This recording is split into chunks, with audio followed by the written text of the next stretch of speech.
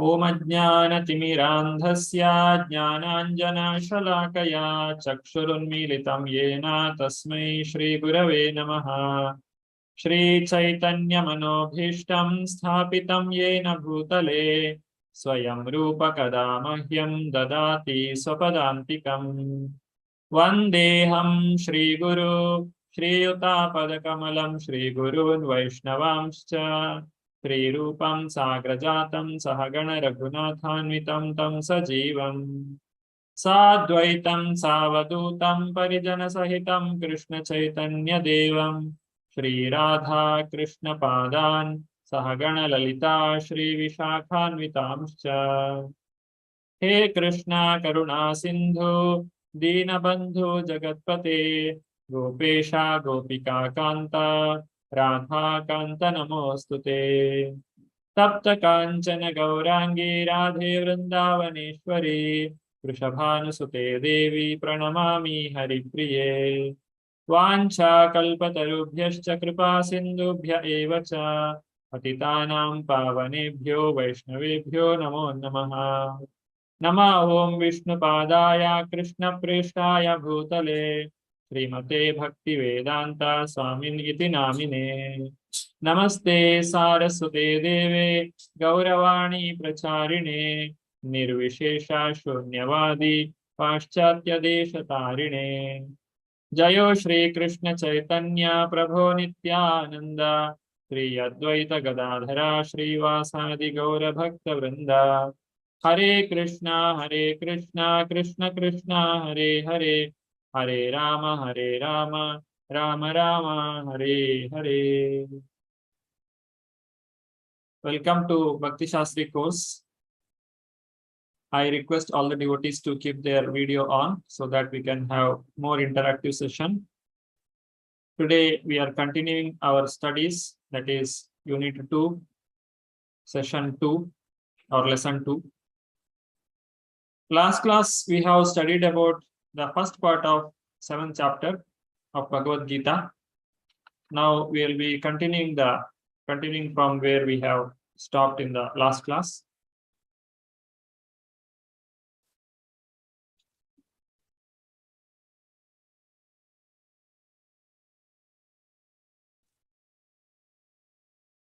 Let us offer our humble obeisances to the founder Acharya of ISKCON, Sri Srila Prabhupada and Sri Sri Radha Govinda and Gaurnitai.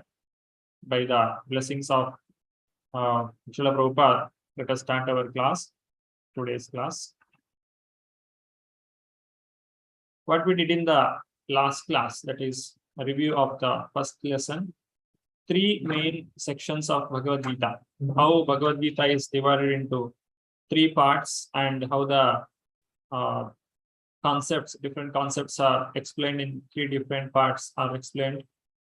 And what is the connection between this chapter 6 and 7? That it's a change from Karma Yoga to Bhakti Yoga.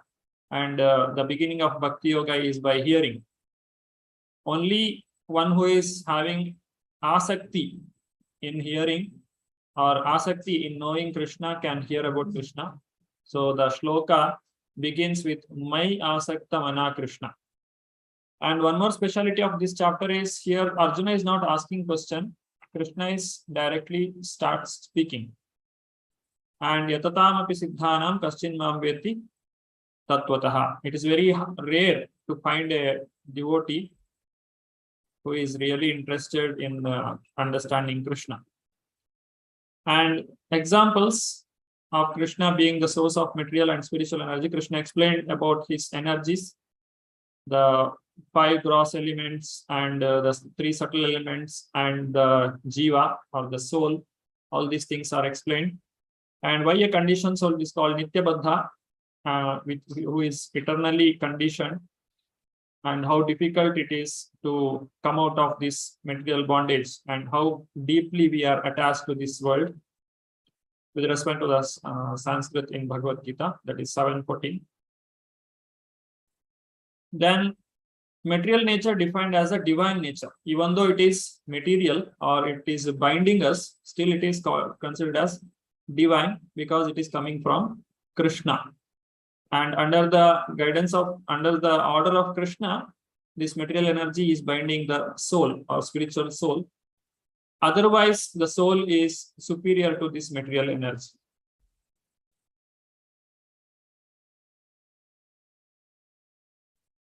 Coming to today's session, today we are continuing from 15 to 30. The first part was first shloka, that is first 14 shloka. Today we are continuing from 15 to the last of this end of this chapter.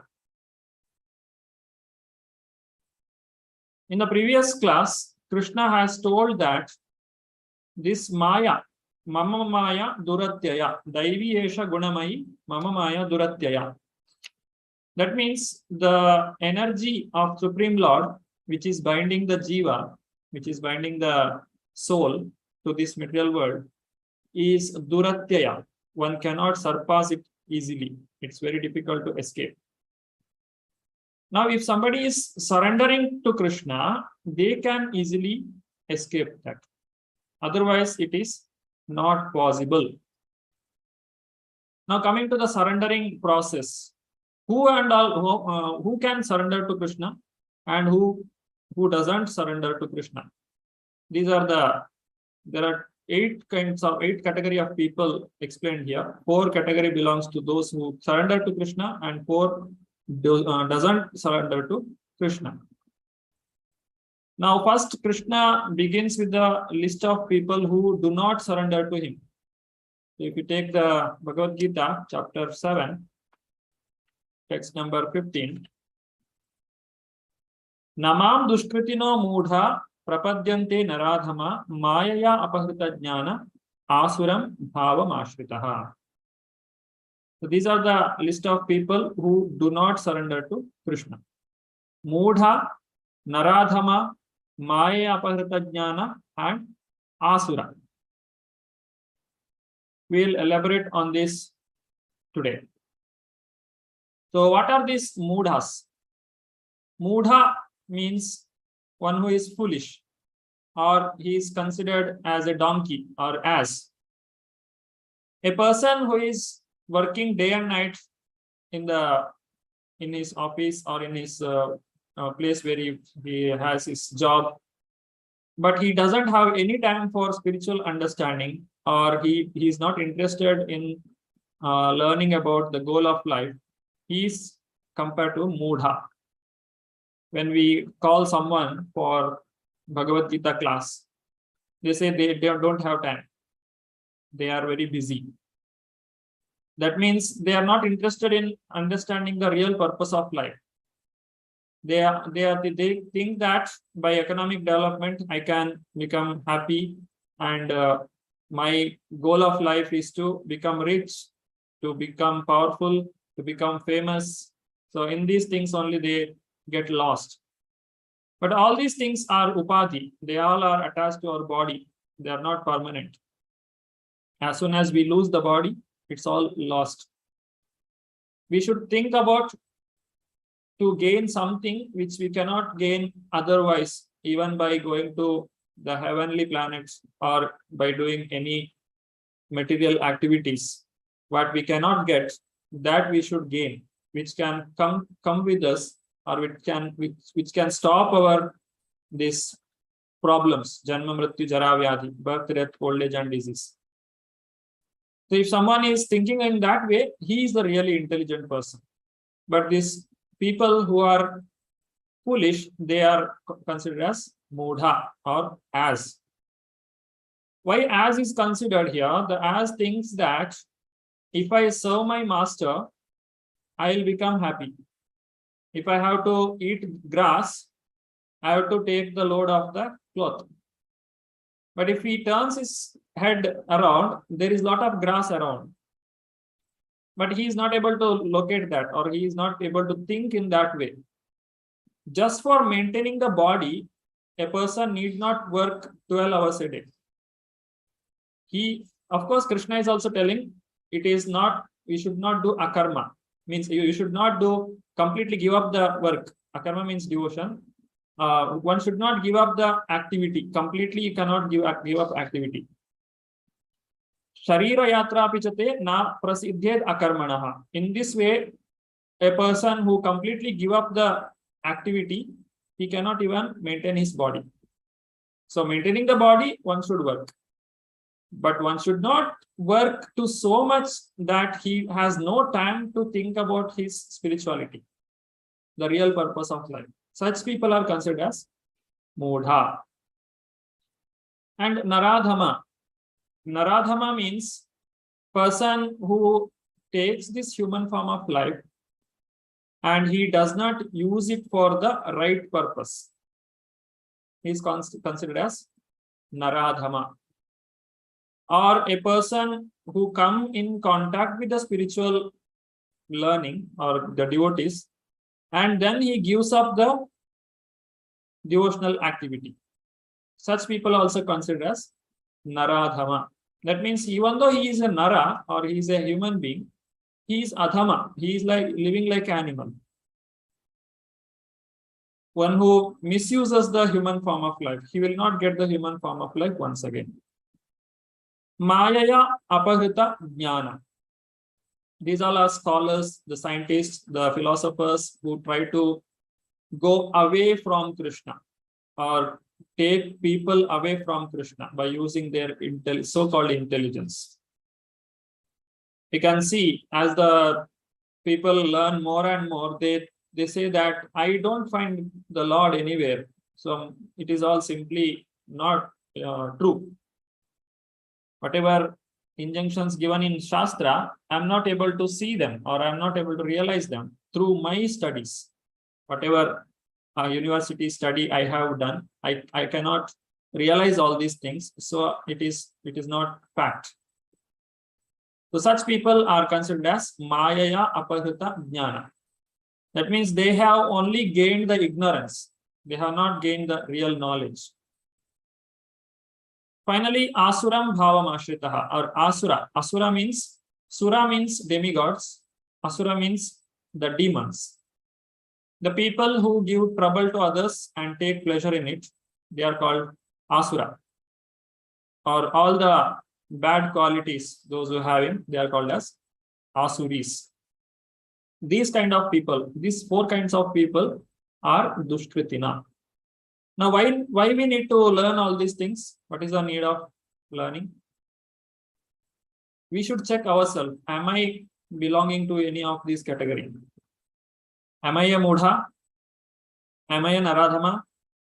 Or Maya Aparata Jnana? Am I gaining knowledge day by day, which is taking me away from Krishna? Or do I have this Asura Swabhava or the bad qualities of demons? If yes, then we should give it up or we should come out of it. Because these are the things which doesn't allow us to surrender to Krishna. None of us have completely surrendered to Krishna. The person who is completely surrendered to Krishna, he is a pure devotee. So every devotee has one or the other reason for not surrendering to Krishna. So this can be grossly, it can come under these four categories. And who is surrendering to Krishna? They are also categorized into four parts. That is in the 16th text, you can see there in Bhagavad-Gita. Chaturvida bhajante mam jana sukritino arjuna arto jijnasur artharti jnanicha bharatarshava. Artha. Artha means one who is in difficulty, one who is in problem, one who is in pain. It may be because of so many reasons. He has difficulty in life. So that such people are considered as Artha. The example is given of the Gajendra, where Gajendra, he was an elephant and his feet was caught by a crocodile inside the water. When he was taking bath and he was sporting in the water, his leg was caught by a crocodile and he is in difficulty now. So he is considered as Artha. Now, what Gajendra did? He surrendered to Krishna. So what made him to surrender to Krishna? The pain that he had in his leg. In his previous life, he was Indradyumna Maharaj. Because of a curse, he became this Gajendra. And he could remember whatever devotional service he did in his previous life, he could remember. And he offered the lotus flower to the Lord. And the Lord came personally and saved him. So this becomes the reason for surrendering to Krishna. And another reason for surrendering to Krishna is Jijnasu. Jijnasu means one who is inquisitive. He may not be interested, but he has some curiosity. It's like when people go in the street for Harinam, people look at them with curiosity. What these people, what they are wearing in their forehead, what books are they having, why they are singing like this in the street. So many questions will come. And when we stop in a place and do a Sankirtan, many people will come. Some people come out of devotion to the Lord, and some people just for having some fun, and some people out of curiosity to know what is it. So all these people are welcomed by Krishna.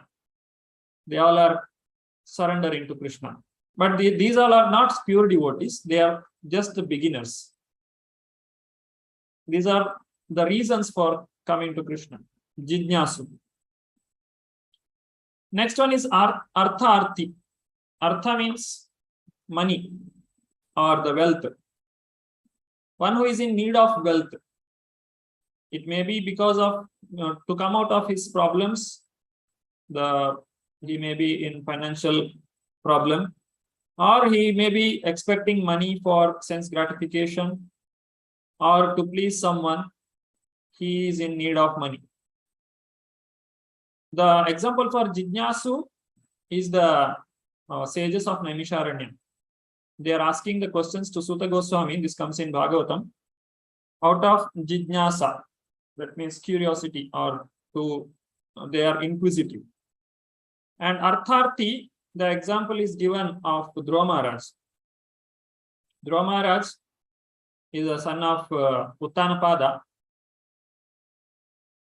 where Uttanapada had two wives, Suruchi and Suniti. Suruchi had Suruchi had a son. His name is Uttama, and Suniti's son is Dhruva.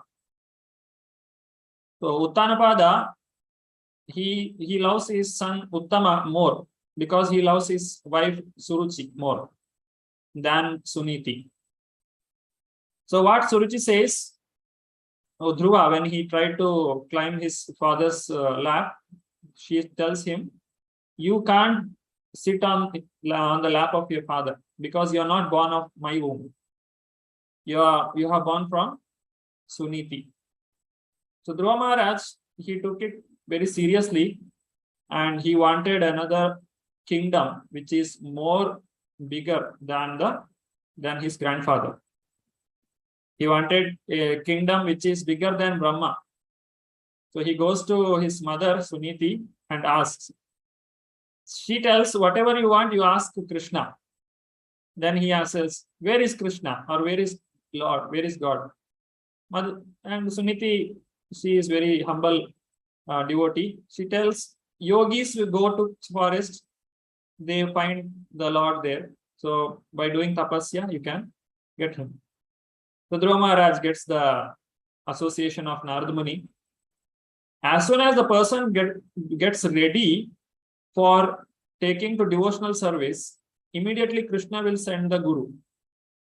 So one need not think about finding the Guru, because the other side is always ready. It is from our side we should get ready for devotional service. So Krishna is being in the heart. He is always watching us when this fellow turns his face towards me. So as soon as Dhruva Maharaj is searching for Krishna, Krishna sends Narada Muni, and Narada Muni again shows him the Lord. So this is Artharthi. He wanted money, or he wanted kingdom, he wanted wealth. He also surrendered to Krishna. Jnani, example is 4 Kumaras, where these 4 Kumaras, they were impersonalist. That means they had no idea about the personal form of the Lord, or they did not have the association of the Lord. But when they saw the Lord in Vaikuntha, and when they got the fragrance of the tulasi offered to the lotus feet of the Lord, they become devotees. They all are jnani. Jnani means they already know Krishna. And when they get the association of the Lord through the mercy of the devotees, they will become devotees. These are the 4 categories of people who come to Krishna consciousness. Artha, Artharthi, Jijnasu, and Jnani. These are called Sukritinaha. Sukriti means punya or pious activity. Dushkriti means papa or impious activity. So when we do pious activity, it will bring us close to Krishna. And when we do impious activity, it will take us away from Krishna. These are the 4 plus 4 categories. Okay, may I have any volunteers to read this? Please raise your hand. Sarita Mataji. Hare Krishna Prabhuji. When these 4 kinds of persons come to the Supreme Lord for devotional service and are completely purified by the association of a pure devotee, they also become pure devotees. Thank you, Mataji.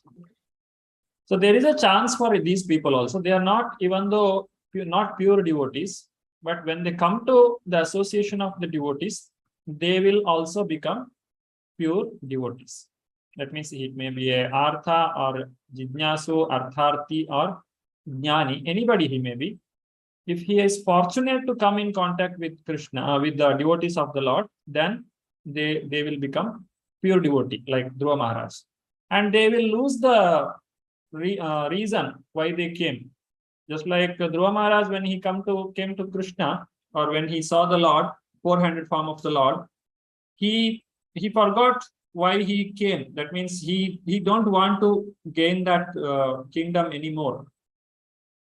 He says, I am satisfied. I don't want the kingdom. I don't want any wealth.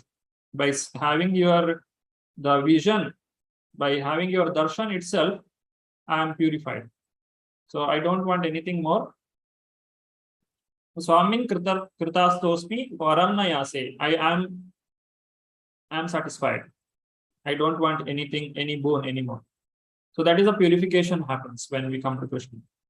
The one who is fortunate, he will come to the association of devotees. But one who is not fortunate, he may go to demigods. That part we will discuss in the next coming part. So when he goes to demigods, completely the picture is different.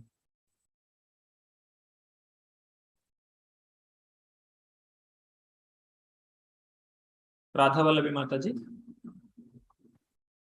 As far as the miscreants are concerned, for them devotional service is very difficult because their lives are selfish, irregular, and without spiritual goals. But even some of them, by chance, when they come in contact with the pure devotee, also become pure devotee. Purport 7.15.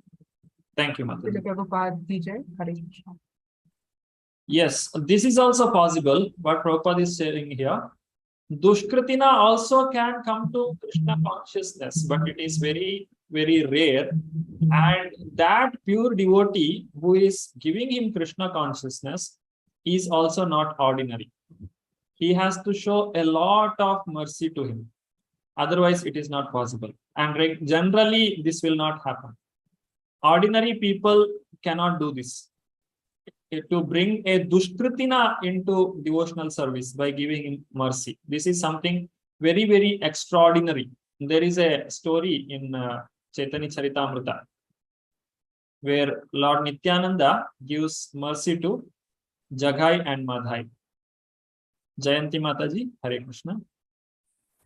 Hare Krishna Prabhuji. Sri Nityananda Prabhu, who is the incarnation of Godhead as Divine Master, delivered the typical Naradamas, the brothers Jagai and Madhai, and showed how the mercy of the real devotee is bestowed upon the lowest of mankind. So the Naradama, who is condemned by the personality of Godhead, can again revive his spiritual consciousness only by the mercy of a devotee. Purport 7.15. Hare Krishna. Thank you. Here, Nityananda Prabhu, he is the mercy incarnation. He is a personification of mercy. He is the most merciful form of the Lord. Even the Lord himself says, I cannot deliver these people. Nityananda Prabhu delivered him. Only by the Nityananda Prabhu's mercy, these Jagai and Madhai got the mercy of Chaitanya Mahaprabhu. So this is how we can achieve Krishna. Even though we are not eligible to go and stand in front of the Lord, we have no qualification. Because of the mercy of pure devotees, we may get the opportunity to serve Krishna. So as you must be knowing what is the story of Jagai and Madhai, these are the two people who were creating a lot of trouble in the Navadvipa. They were miscreants. They had done all kinds of bad activities. They are breaking all the 4 regulative principles, and they are born in the family of Brahmanas. They had all the opportunity to become good devotees, but they are Naradhamas. That means they have not taken the opportunity, and they degraded themselves, and they were like they're creating trouble to everyone else, everyone in the street. Now Haridas Thakur and Nityananda Prabhu, they were giving this Harinama to everyone. That was the order for them from Chaitanya Mahaprabhu. They were going door to door. They are knocking the door, and they are asking people to come out and are begging them to chant Hare Krishna Mahamantra. This was the duty that Nityananda Prabhu and Haridas Thakur was doing as the order of Chaitanya Mahaprabhu. And they were very merciful to make devotees. Even today also we can see how the Bengalis are, they are such a great devotees. If you see in ISKCON, there are more than 50% of ISKCON devotees are Bengalis, because Nityananda Prabhu has given them a lot of mercy. The entire family in them, they are chanting Hare Krishna, and they are serving in so many temples. So what happens? Jagai Madhai, they were creating nuisance in the streets, and they tried to Nityananda Prabhu tried to preach to them, but they chased them away. Nityananda Prabhu and Haridas Thakur had to run away from them in the beginning. And again, they met each other, and again Nityananda Prabhu begged them, please chant the holy name of the Lord. Then this Madhai, he threw the pot on the head of Nityananda Prabhu, and it started bleeding. Chaitanya Mahaprabhu came to know about this, and he came there immediately, and he was about to call his Sudarshan Chakra to kill these two miscreants. But it was Nityananda Prabhu who stopped him. He says to Chaitanya Mahaprabhu, please don't kill these people. In Kali Yuga, these all people are already, they are died. They are like dead people only, because people don't know what they are doing. They are completely under the modes of material nature. And if you want to kill, in Kali Yuga, you have to kill everyone. There is no exception. Everyone is eligible to be killed. So we should not kill these people, but we should kill their attitude or their demonic nature. Then Chaitanya Mahaprabhu becomes pacified by Nityananda Prabhu. And then when they saw these activities, what Nityananda Prabhu did, they moved by that. Jagai, he says to Madhai, see, you have hurt him. You have hurt him on his forehead, but still he is asking for your good. So this is the character of a Vaishnava. If somebody does anything bad for a Vaishnava or a devotee, he will not think bad for him. Because if a Vaishnava takes aparada or the offense, then nobody can deliver such people. The Lord, if you do offense to the Lord, it may be pardoned. But if we offend the devotees, it is not possible to counteract that. only by falling at the feet of the devotees one can get purified. So Chaitanya Mahaprabhu asked them, if you want to get purified, you must surrender to Nityananda Prabhu. So they fall at the feet of Nityananda Prabhu and they get delivered.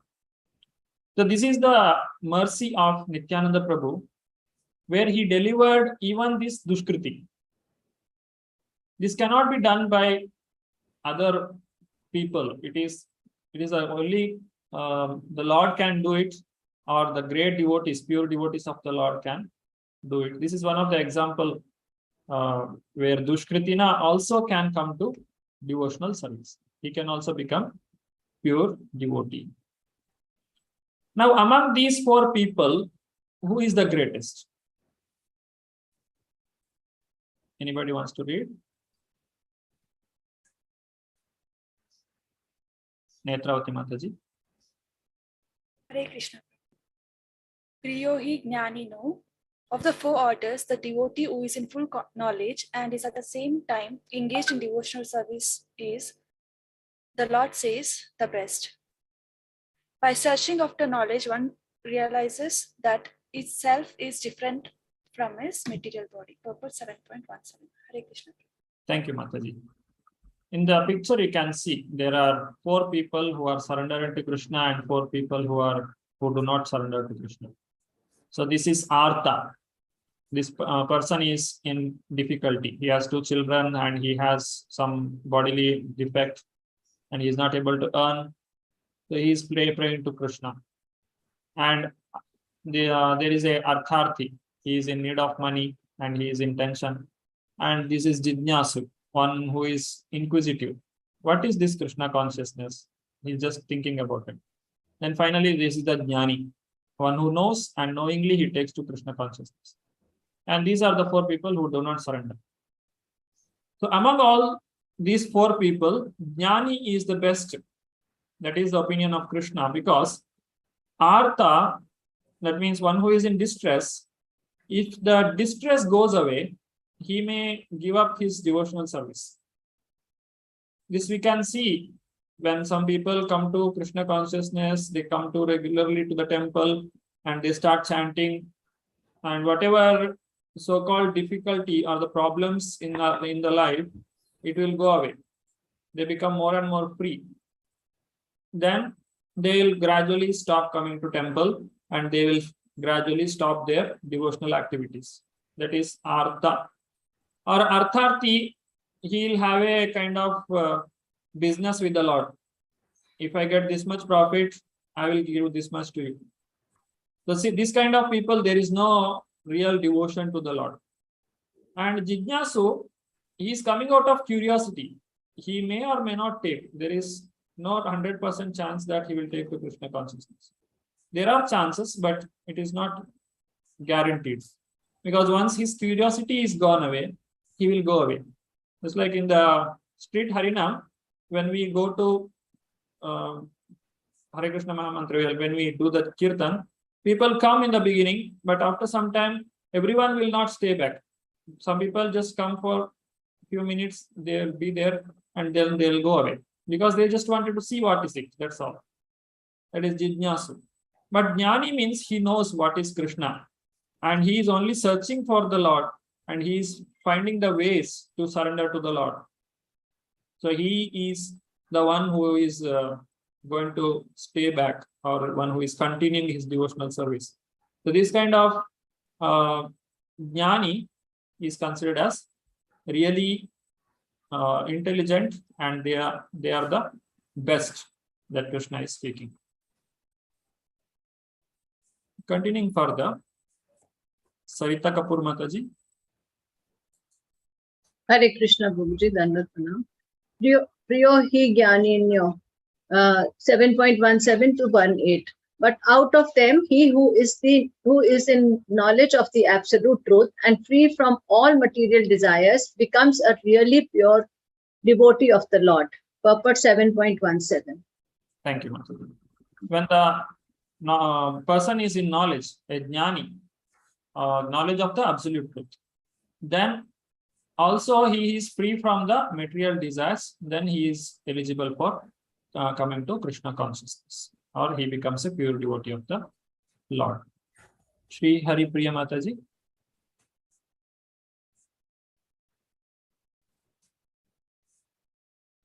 Hare Krishna Prabhu.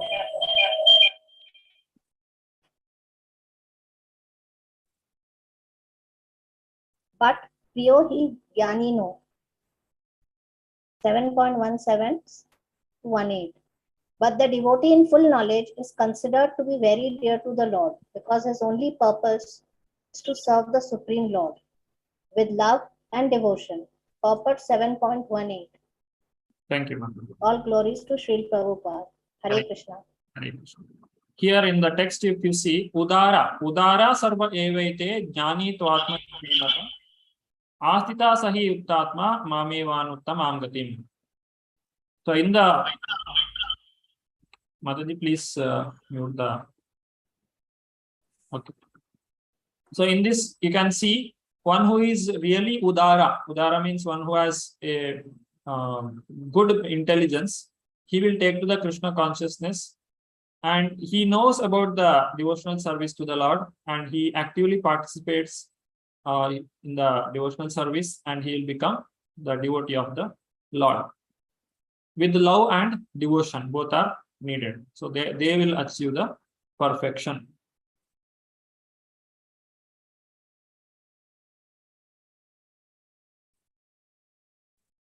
Shri Priya Sampat Mataji. Hare Krishna Prabhuji. All are magnanimous when 0.18. It is not the devotees who are less complete in knowledge are not dear to the Lord. The Lord says that all are magnanimous because anyone who comes to the Lord for any purpose is called a Mahatma or great soul. The devotees who want some benefit out of devotional service are accepted by the Lord because there is an exchange of affection. Purport 7.18.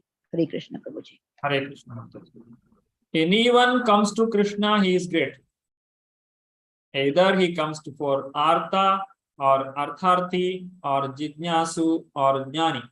Whatever may be the reason, if he comes to Krishna consciousness, he is better than anyone else. The difficulties will come to each and every person. There are three types of difficulty, that is Adhyatmika, Adibhautika and Adidaivika. They keep coming. Now when we get these kind of problems, everyone will not take to Krishna consciousness, or everyone will not think of the Lord. Some people try to solve the problem on their own. So those people who try to solve the problem at their own endeavor,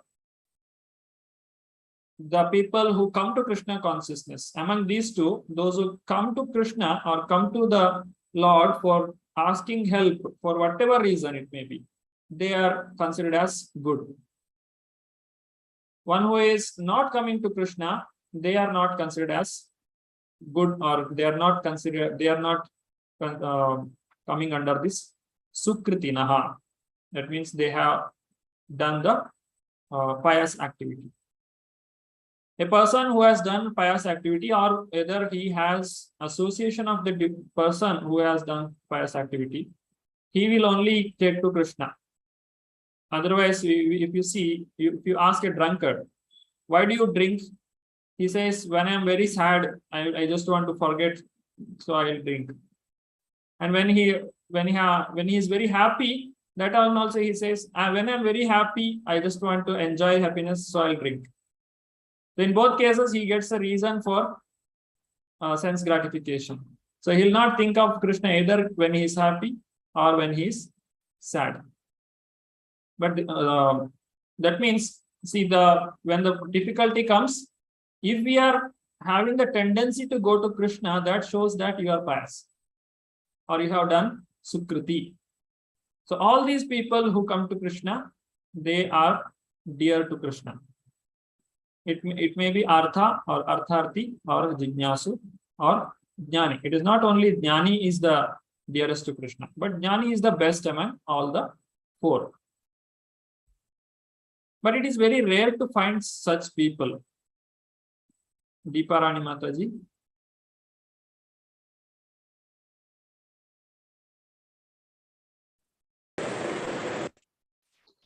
Hare Krishna Prabhuji.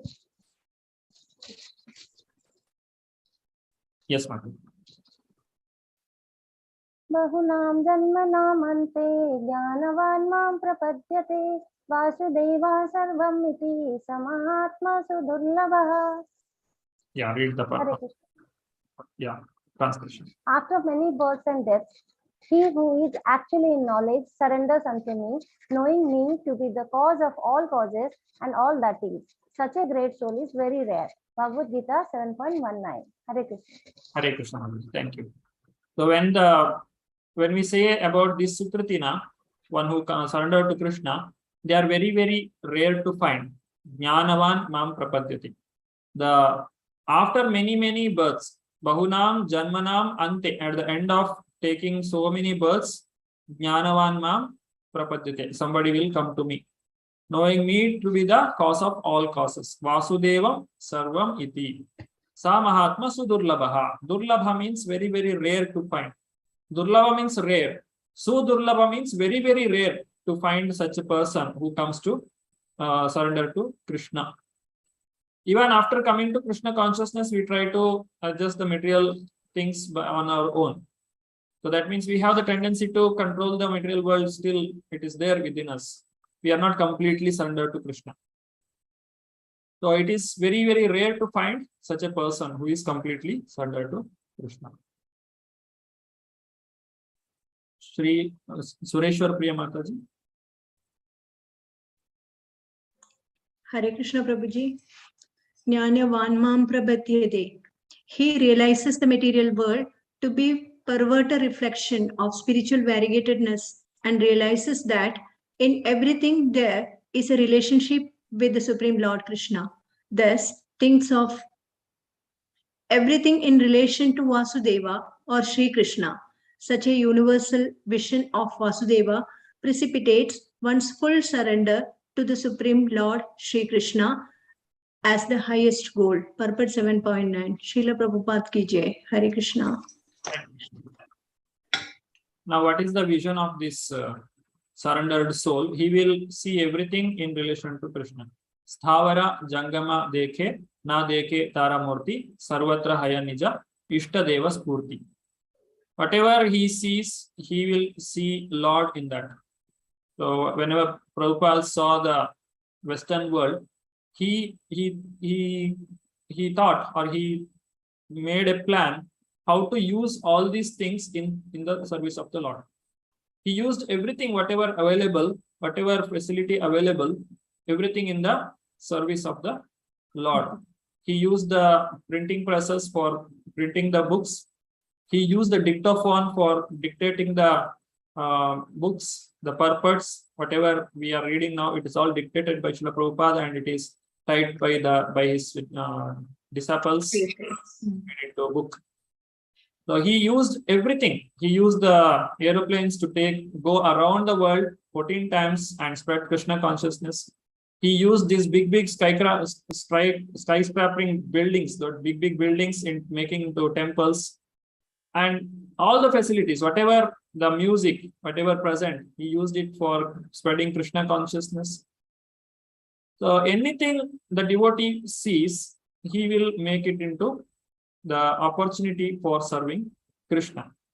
He made the bus party for going from one city to another, for distributing books, for making more and more devotees in all way, whatever possibilities are there. He used it for spreading Krishna consciousness.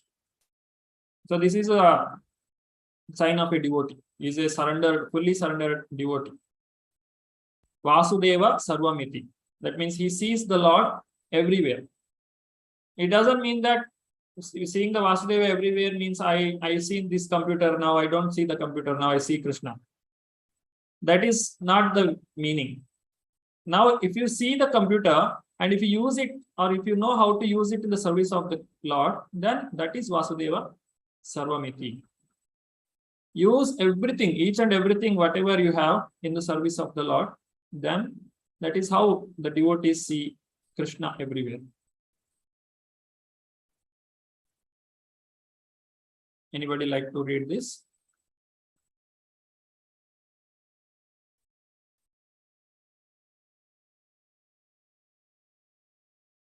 Deepa Rani Mataji. Hare Krishna Prabhu. Hare Krishna. Jnanavan mam prapadyate. If ultimately after many births I have to come to this point to surrender, so why should I take so much trouble for many births?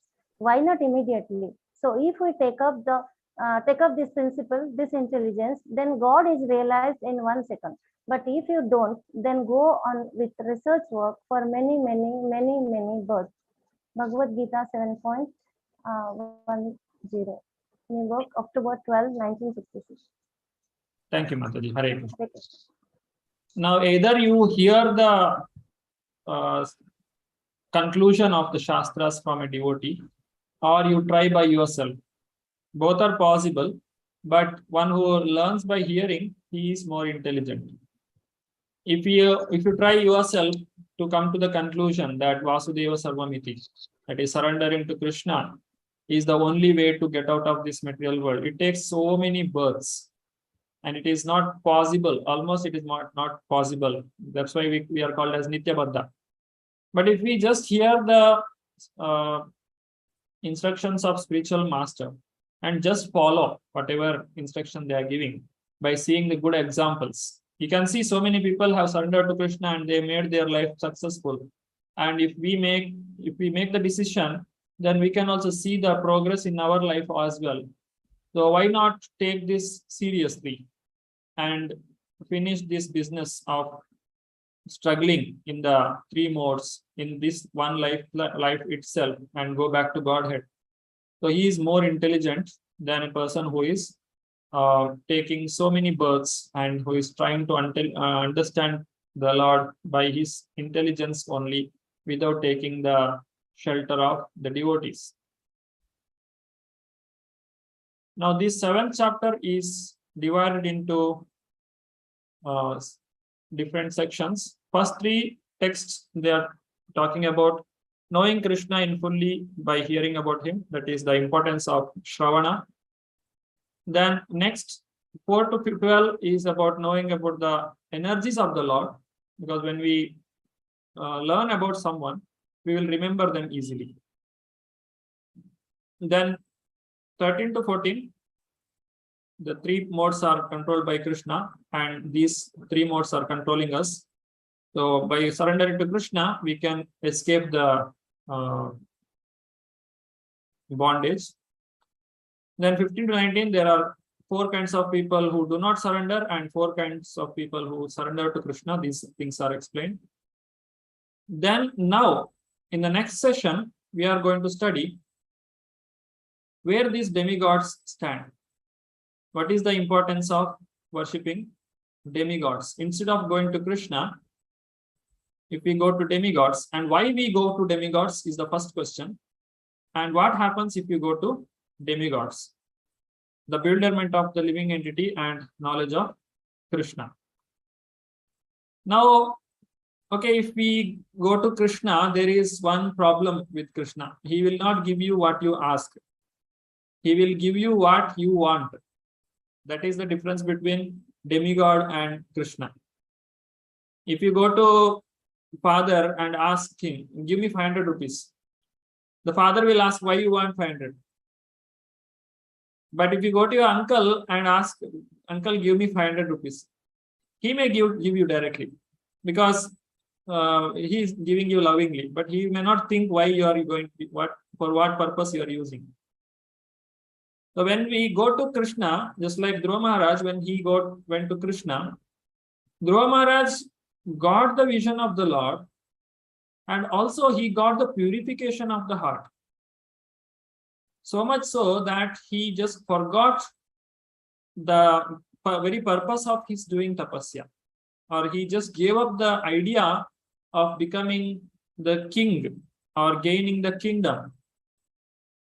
If we see other examples, those people who went to demigods, they remained demons even after seeing the demigods. Hiranyaksha and Hiranyakashipu are the very good example. They controlled their senses. They did all kinds of tapasya. Hiranyakashipu, he stood raised hand and his body was eaten by the ants. and an anthill was formed on his body. That kind of tapasya he did. And finally, Lord Brahma came in front of him and he asked for the boon. What is the boon? You make me immortal. I don't want to die. But Brahma says, even I am also going to die. How can I make you immortal? Lord Brahma is also going to give up his body. Then Hiranyakashipu made some plan. Okay, if I have to die, I should not die in the morning. I should not die in the evening. I should not die in the daytime or in the nighttime, on the land, on the sky, or inside or outside, by animals or human beings. So many things. He did some jugglery. Then Brahma told, all right, let it be so. Now Hiranyakashipu was very confident that I will not die, because there is no way I have given any chance to kill me. Because nobody can fulfill all these conditions. If somebody can fulfill all these conditions, then only they can kill me. If it is not possible, then I will not be killed. So I will not be dying anymore. I have become immortal. He becomes very proud. That means he has controlled his senses. He did tapasya and he got what he wanted, but his heart was not purified. Now, because of this gaining boon, his pride was increasing and he again got into sense gratification and he tried to torture others, other living entities who are weaker than them. Even the demigods were afraid of him. So this is the difference between a demigod worship and worship of the Lord. See, where is Dhruva and where is Hiranyakashipu? Now we don't know where Hiranyakashipu is. We don't know where his the throne was. But we know where is Dhruva Maharaj now. We can see the pole star now also. It is still present. Dhruva Maharaj did not ask Krishna for immortality, but Krishna made him. Dhruva Maharaj did not ask Krishna for becoming the king, but Krishna made him the king. He ruled the world and he got the immortality and he got the highest planet that is in the world, even without asking. Krishna will give us the qualification first to gain something. Then he will give the object. But when we go to demigods, this is not going to happen. When we go to demigods, they will just give you what you want because they don't want you to disturb them. If you go and bribe someone, the person who is taking the bribe, he is not bothered for what purpose you are using all this facility. He will take the benefit and he will give you whatever he can do, whatever he can give you. Okay, continuing further, these kind of people are considered as abuddhayaha. Deepti Mataji, Hare Krishna. Hare Krishna, Prabhuji, Dandavat Pranam. Kames te sater vrita jnanaha prapadyante anya devataha tam niyamam asathaya prakritaya niyataha swaya. Demigod worshippers' surrender is misplaced. 7.20 to 23. Those whose intelligence has been stolen by material desires surrender unto demigods and follow the particular rules and regulations of worship according to their own natures. Bhagavad-Gita 7.20. Hare Krishna. Hare Krishna. When the children go to parents, they want to ask for something, but parents will question them too many. They'll ask too many questions. So they don't go to parents. They will adjust to get some benefits from others. This is how demigod worship acts, or how it works. We don't go to Krishna because we don't want to answer all those questions that Krishna will ask us, or we don't have the patience to get purified. So we go to the demigods because it is quick result. We'll immediately get the result. But what is the need of this, or what is the gain we are getting, that we are not bothered? So those whose intelligence has been stolen. Even though if you surrender to Krishna, you will be protected and you will get everything that you need. But we don't surrender to Krishna. So these people are not intelligent, or their intelligence is stolen by the desires, material desires. We think that if you go to Krishna, our material desires itself become zero. Then where is the question of satisfying them? So let me go to demigods. Material desires, they are surrendered into demigods, and they follow the particular rules and regulations of worship according to their own natures.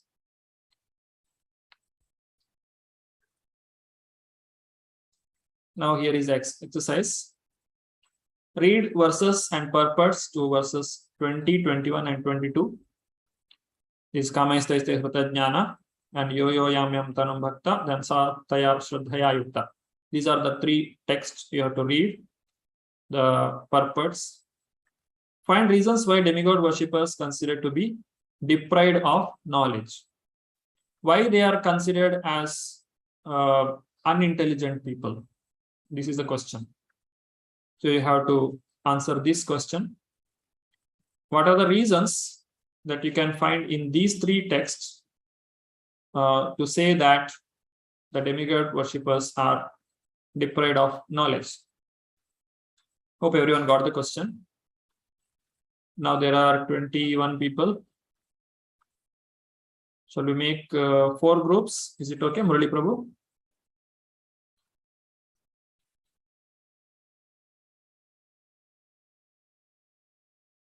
Okay, so you have time for. Yes, Prabhuji. Sorry, I was muted. Yeah, it's okay. 4 groups I'll make. You have 3 minutes to think and 2 minutes for presentation. I'm making 4 groups so you can discuss in the groups. Yes, the room is open now.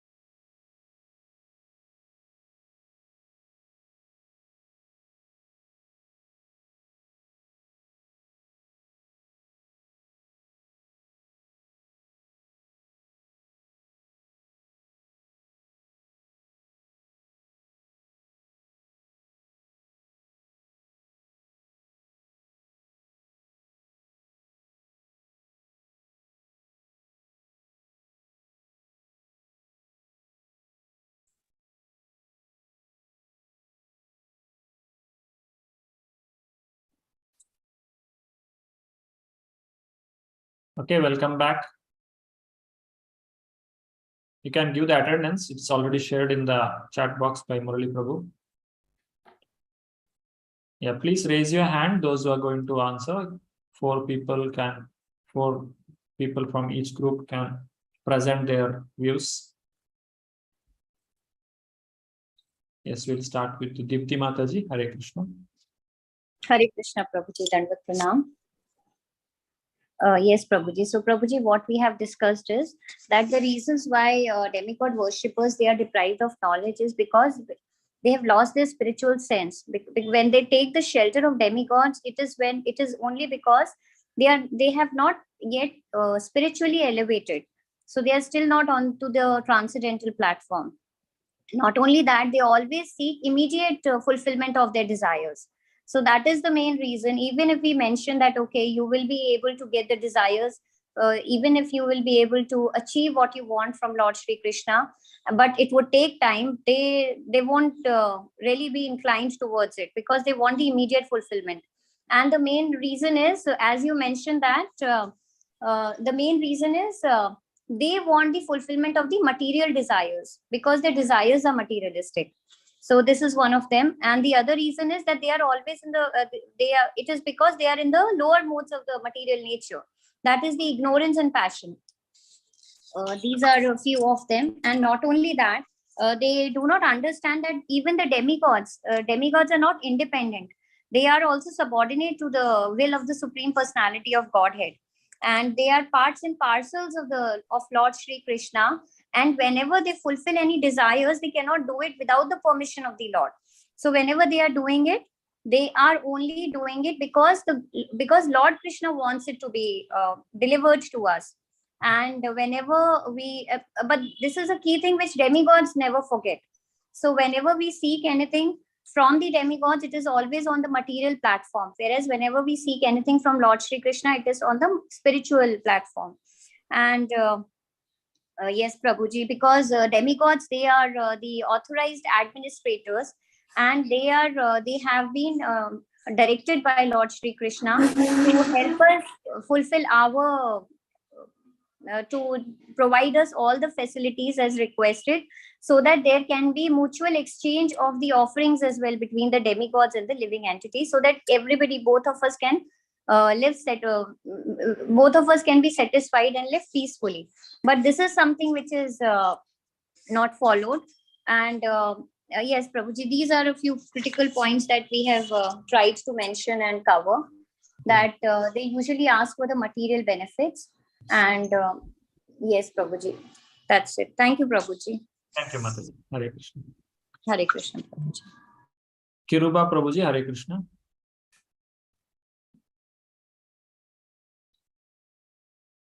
Please unmute yourself. Hare Krishna, Prabhuji, Dandavat Pranam.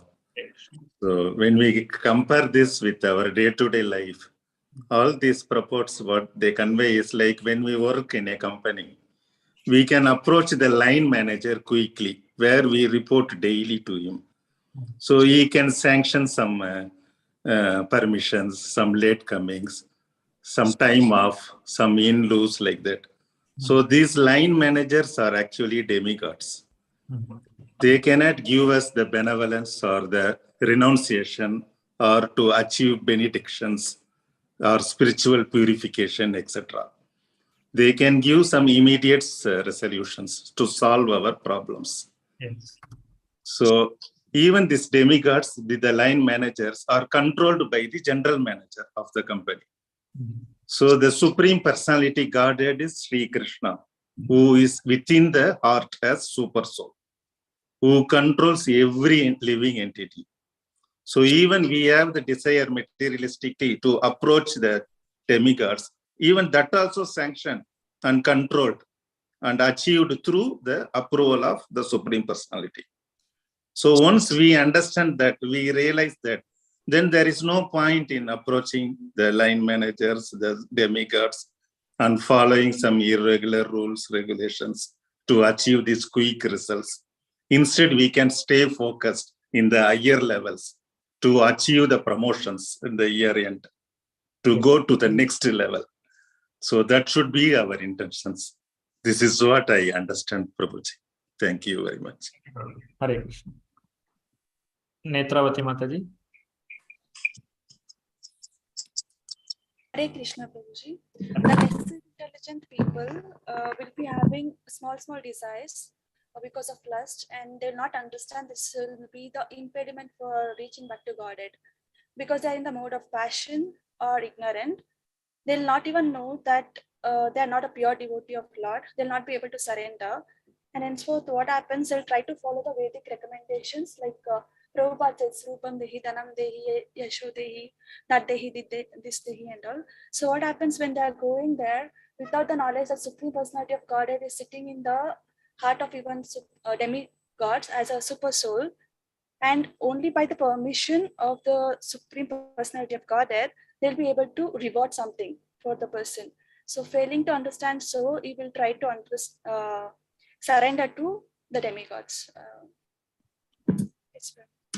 Thank you, Mataji. Hare Krishna. Sarita Mataji. Hare Krishna, Prabhuji. Dandavat Pranam. We were all there. Radha Valla Mataji, Sarita Mataji, Janti Mataji, all of us were discussing.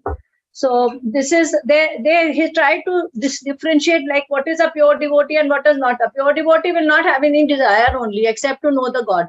So it's a non-devotees, not pure devotees, which are going to go to demigod because they have multiple desires. So they want sometimes some they want that, supposing a diseased person. Now diseased person will go to the sun god, ki mujhe theek kar do, I want her to be cured. But actually now if you see, even if you go and demigod will help you through the materialistic someone. But how can they can go to a doctor? What will the doctor do? He can cure the disease, but he can't prevent a death. So that is what only going to help out. That much limit only they can give. Now same happens with the demigod. They can give you one limit, but not beyond a limit. Your lifespan cannot be expanded by a doctor. Similarly, the demigod will not be able to give you beyond a certain limit. Now, same way, somebody wants a very beautiful wife, goes to Uma Devi, but after old age, all faces look the same. All will look shaggered. So what is the use? That these are the materialistic things they want to have.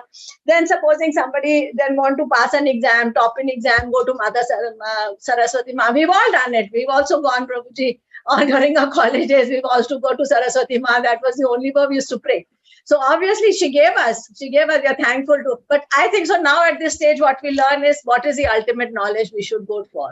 So probably we also fall and then stand up and then come to know that the ultimate knowledge is the Supreme Lord, and where you want to get the ultimate. This is a small knowledge, we got it in one field, but that is the ultimate, that is a full field of all fields which we will get it. So that if you want to get the ultimate, then you have to go to the highest authority. Yes. And the materialistic world, and then he says that Krishna gives to the person who wants, asked also from the demigods, he gives them the faith in that. That is through Krishna only. That you go ahead, pray to him, and plus and then what you get it also, that demigods which they give the benediction is also through Krishna. So that both ways it is give and take, and that again is the mercy of Krishna. He doesn't want to remove your faith from that demigod. So he's so merciful that you keep it on that faith and you will get it. But then maybe slowly, if demigod is maybe more kind on you, maybe he'll help you to go to Krishna. That is also one plus point which may come up from there, that he'll guide you on through that way. So that is the slowly stepwise which you go. But if you get into devotional service, then you don't have desire, so you don't need to go to Krishna, demigods. Yeah, thank you, Mataji. Hare Krishna. Sureshwar Priya Mataji. Hare Krishna, Prabhuji, I want to add one more point. Liberation is only bestowed by Lord Krishna. All other benedictions can be given by the demigods. Yes. So that is supposed to be the highest of the devotional services. A Krishna devotee may not even look for liberation, but at the same time, the highest scope for a human life is liberation, getting out of this material world. That can be given only by Lord Krishna. That is the highest knowledge, not by any of the demigods. Hare Krishna. Thank you, Mataji. Radha Vallavi Mataji. I think whatever Suresh Mataji talked about, I wanted to tell that. Plus, the second point is the people who worship the demigods will also go to the king. I mean, their Loka. Demigods, they will not go to the Krishna Loka. So that is another point which I wanted to mention. Thank you, Mataji. So these are some of the points that we have discussed about demigod worship. So wherever we go, Abrahma Bhuvana Loka Punaravartino Arjuna. Namupetyatu Kaunteya Punarjanma Navidyate. You may go to Brahma Loka also. One has to take birth again. Janma Mrityu Jara Vyadhi is there. Birth, death, old age and disease. If we go to, only if you go to Vaikuntha, one can escape from all these things. So that is the one point we should remember, where we cannot come out of this problem without surrendering to Krishna. Now, surrendering to Krishna means it takes little effort, and one should be very sincere, and he should be really thinking about his own good, not for simply some immediate benefit. If somebody is trying to get some benefit out of Krishna, Krishna will not agree. Krishna will not agree to be exploited. You cannot cheat Krishna. Okay, Krishna is so rich, Krishna is so beautiful, Krishna is so attractive. Okay, let me use him in my service. Never. You can't even trace his presence. Krishna is the biggest cheater. If he cheats, nobody can make out. So he will escape, or he will just do not come in front of such people. So such people will be handled by these demigods. Whatever to be given, he will ask the demigods, okay, you handle him. I don't want to see his face. Because he is not sincere. He doesn't know what is good for him. It's like children, when they are crying too much for something, parents, they don't like to be given.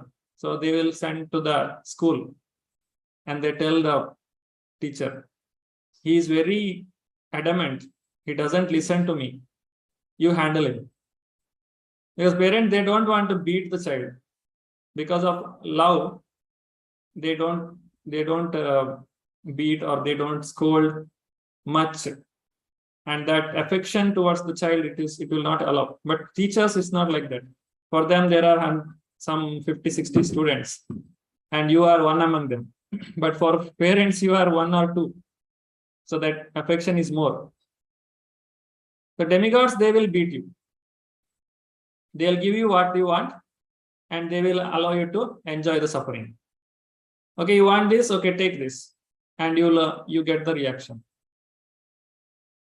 Demigods are not independent.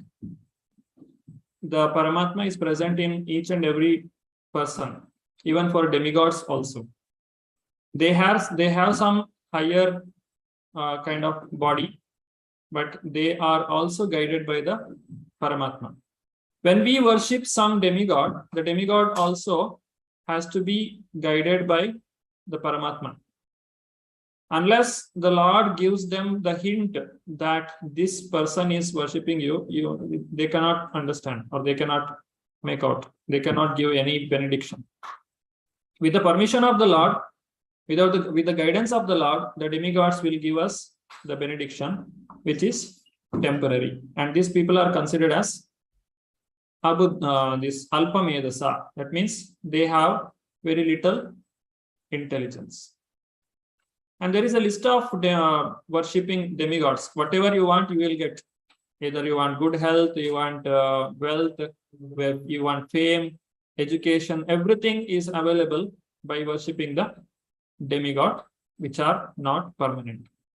But if you worship Krishna, you will get everything. But here it is with the protection.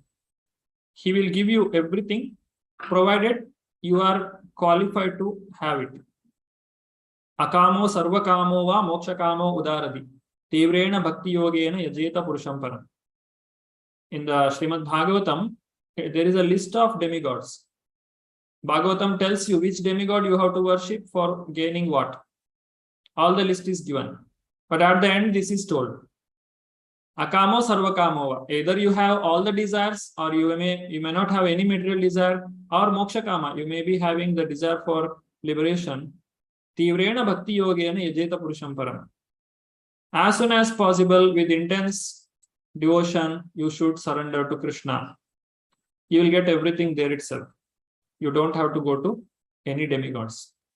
One more point we should remember here, when we say don't worship the demigod, it doesn't mean that you should not respect them. It's our duty to respect each and every person. Just like the person in the family, elderly person in the family, we give them respect. But we don't worship them like God. We have our own way of respecting. We fall at their feet, and we have always respect for them. We talk to them politely. We take them their good advice, and they will give us good advices, and they will correct us whenever they make mistake. They'll scold us, and they are there with us. So how we are respecting them? Similarly, the demigods also. We have so many demigods for our family traditions. So that worship whatever is going on, it doesn't mean that you should stop it. But we should not go to the demigod with an intention of gaining something material.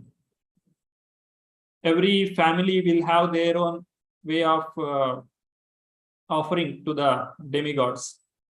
So that is out of respect. It has to be continued, but should not make it think that it is equal to worshipping Krishna. So this one we should remember, because some people go to the another extreme.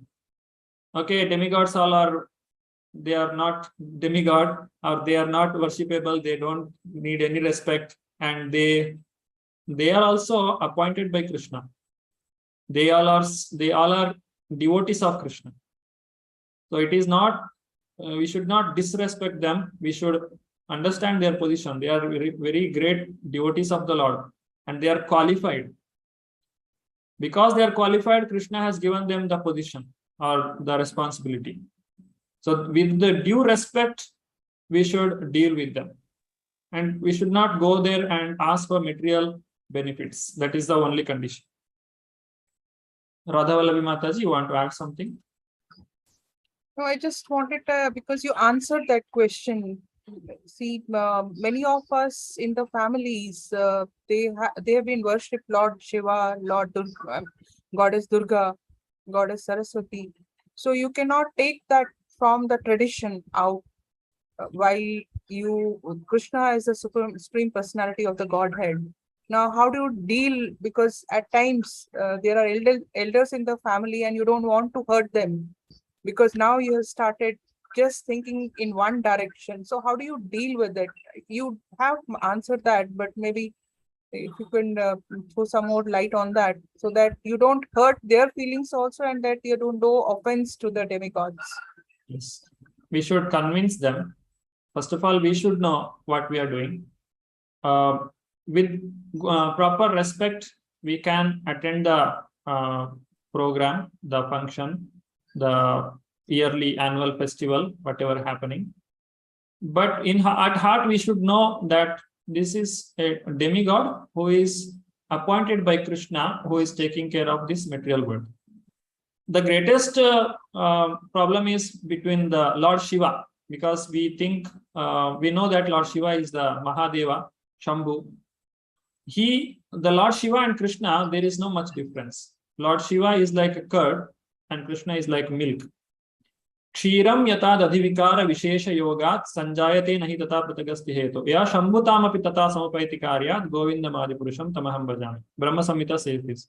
Just like the milk turns into curd, Lord Vishnu comes as Sadashiva. That means when Lord Krishna creates this material world, he will not touch this material world directly.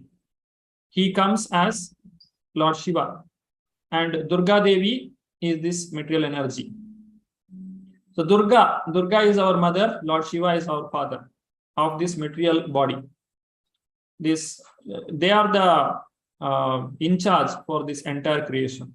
Lord Shiva is also called as Bhava, and this material world is called as Bhava Sagara. And this Durga Devi and this material world is called Durga. Durga is also means it's a jail. So it is all related. So we are their children. They are our parents. But ultimately it is Krishna. That we should know.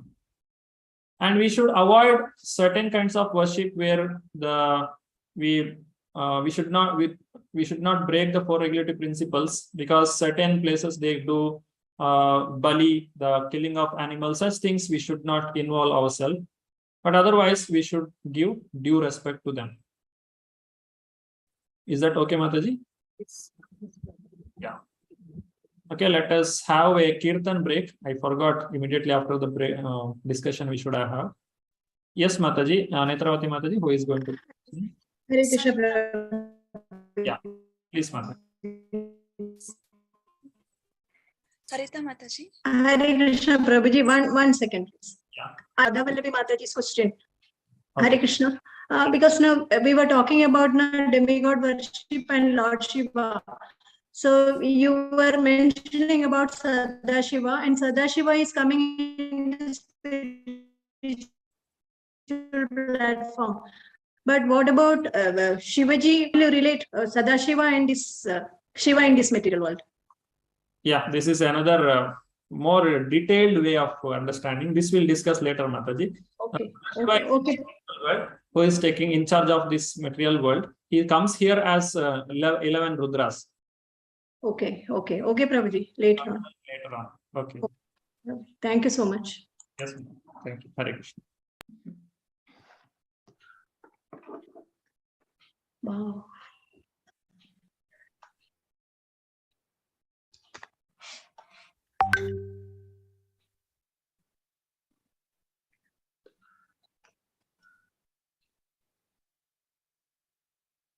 Can you scroll down, Mataji?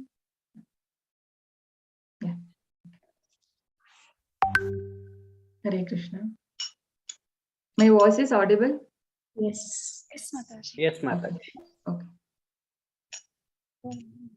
Adaram maduram vadanam maduram nayanam maduram hasitam maduram hridayam maduram gamanam maduram maduradipate akhilam maduram maduradipate akhilam maduram Maduradipate Akhilam Maduram Vajanam Maduram Charitam Maduram Vasanam Maduram Valitam Maduram Chalitam Maduram Pramitam Maduram Maduradipate Akhilam Maduram Maduradipate Akhilam Maduram Maduradipate Akhilam Maduram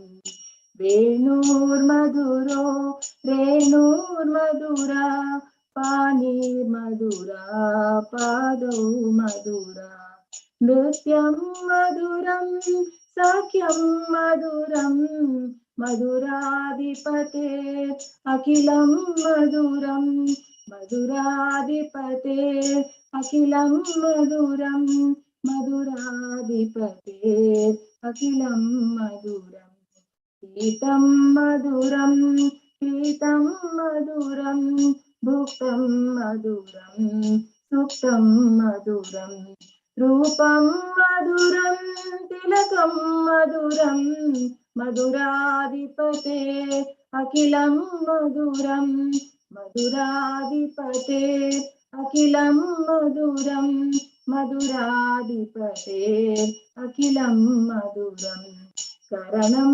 Maduram Karanam Maduram Karanam Maduram Gamanam Maduram Vamitam Maduram Samitam Maduram Maduradipate Akhilam Maduram Maduradipate Akhilam Maduram Maduradipate Akhilam Maduram Gunja Madura Mala Madura Yamuna Madura Ichi Madura. Salilam Maduram, Kamalam Maduram, Maduradipate, Akilam Maduram, Maduradipate, Akilam Maduram, Maduradipate, Akilam Maduram. Gopi Madura, Leela Madura, Yuktam Maduram, Bhuktam Maduram. Drishtam Maduram, Shishtam Maduram, Maduradipate, Akilam Maduram, Maduradipate, Akilam Maduram, Maduradipate, Akilam Maduram. Gopa Madura, Gavo Madura, Shastri Madura, Srishti Madura. Dalitam Maduram, Dalitam Maduram, Maduradipate, Akilam Maduram, Maduradipate, Akilam Maduram, Maduradipate, Akilam Maduram.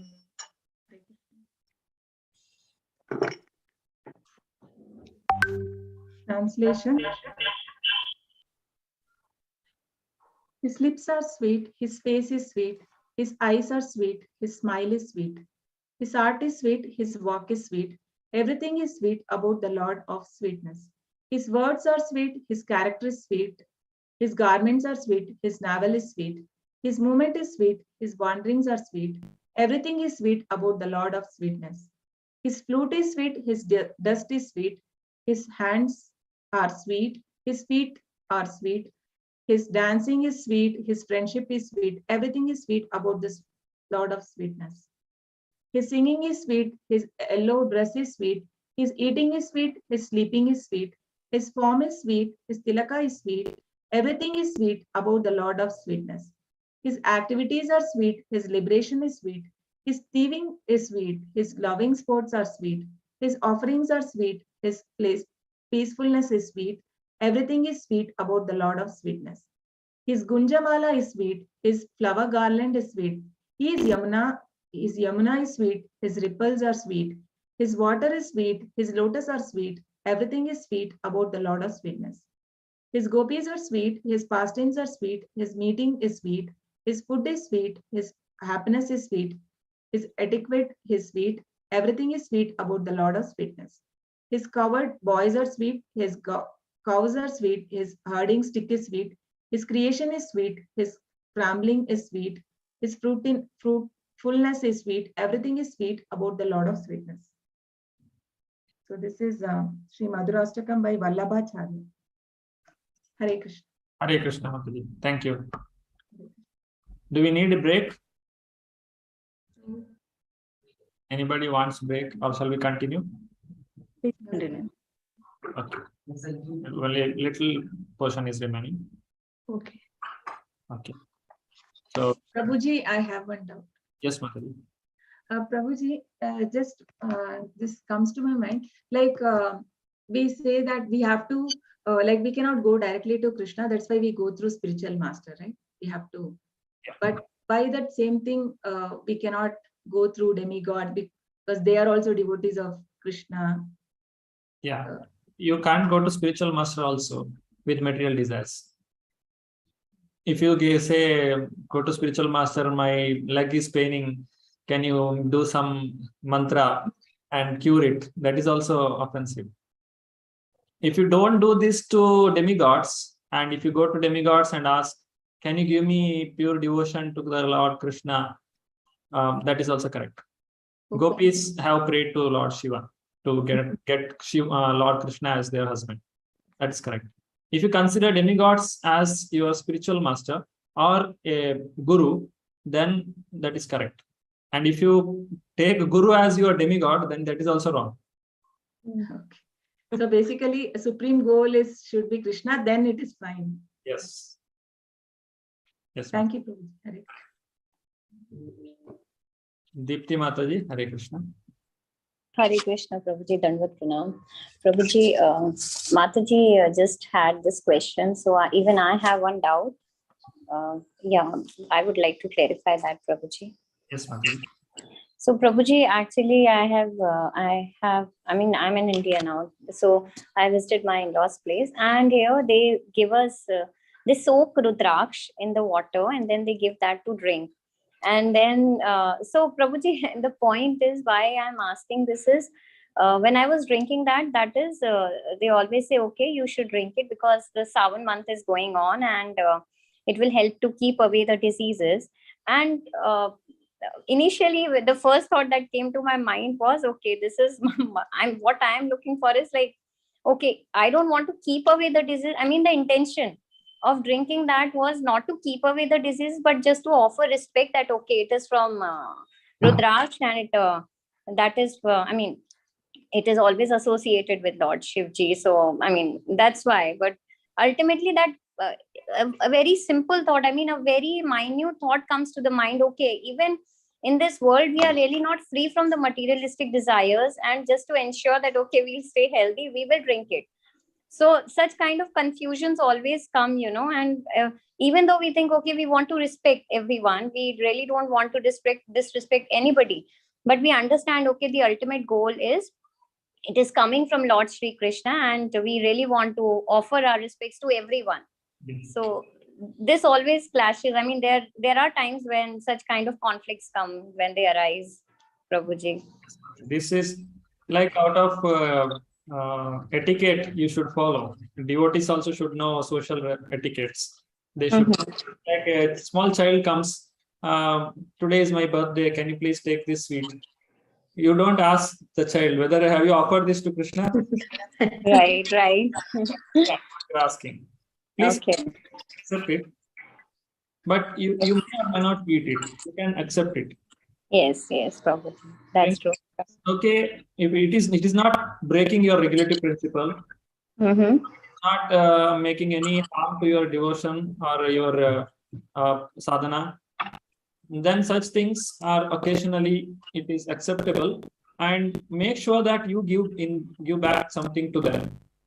Okay. In the form of devotion. You can there is some relation, no? When they give you something and you give to them, then it's like Priti Lakshana. That you can use it to preach. Right. Okay, Prabhuji. Sure. Yes. Then it gets nullified. It will not be a problem. Okay, sure, Prabhuji. Thank you so much. Thank you. Hare Krishna, Prabhuji.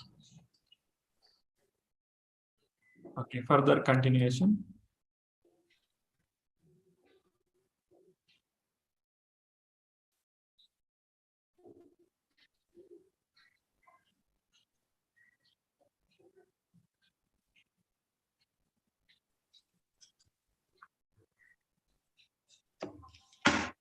Any volunteers can raise their hand.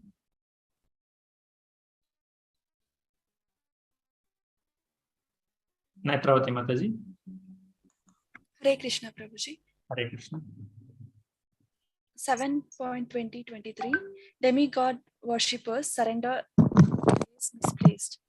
Antavantu palam tesham tadbhavati apalam medasam. Alpa medasam. Sorry, Prabhu. Thank you.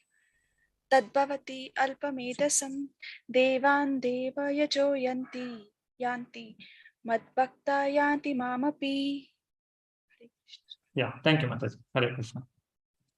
Here we should understand two things. One is Antavantu Phala. Whatever benefit we get from the demigods, it is Antavantu. It has an end. It is not permanent. And those who worship the demigods, they are called Alpa Medasam. That means they have little intelligence. They have the tendency to surrender to Krishna, but that surrendering tendency is in the wrong manner. It is going in the wrong direction. That is why it's called as Alpa Medasam. Rakshita Mataji. Hare Krishna, Prabhuji. Men of small intelligence worship the demigods, and their fruits are limited and temporary.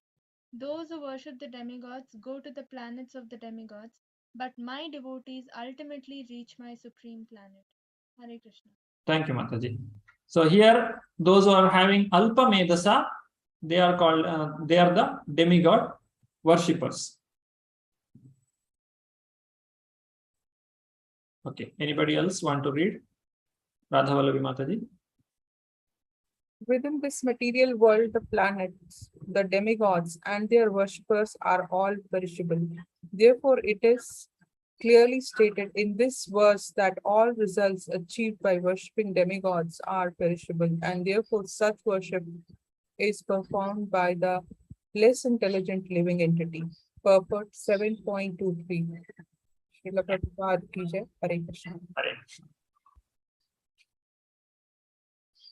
Okay, Giridhar Gopal Prabhu.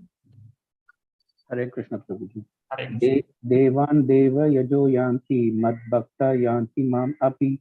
Those who worship the demigods go to the planets of the demigods, but my devotees ultimately reach my supreme planet. Bhagavad-Gita 7.23. Hare Krishna. Hare Krishna. So we should not think that by worshipping any demigod we can go to Krishna. That is not possible. If you take ticket from Mangalore to Delhi, you cannot reach Chennai. You have to take proper ticket. So whom you worship, there you reach. You cannot change the ticket, or you cannot change your seat. So you should know what is the destination and what is the process. If you are taking the same process and your destination is different, then you reach to a different place. You will not reach the same goal. Karunamai Prabhu. Hare Krishna. From the study of the Gita, thus it appears that the demigods and their abodes are impersonal. Clearly, neither the demigods nor Krishna, the Supreme Personality of Godhead, are impersonal. They are all persons. 7.24 perfect. Thank you, Prabhu. So here, one thing we should understand, we are next continuing to study about the impersonalists, where they stand. Are they better than demigod worshippers or lower than that? So that discussion is going to come. Now, when we worship the demigods, we are considering them as a person. If I'm asking something from you, that means I'm considering you as a person. Otherwise, it is not possible. Just like I cannot ask any non-living entity to give me something. It cannot give. If I am asking someone something, means I am considering, first of all, that is understood. He is a person. I am considering him as a person only. So demigod is also a person. Krishna is also a person. Okay, now this is abuddhayaha. Abuddhaya means unintelligent. Alpamedasa means less intelligent. Abuddhaya means not intelligent or completely unintelligent. So those who are unintelligent. Yes, Sarita Mataji.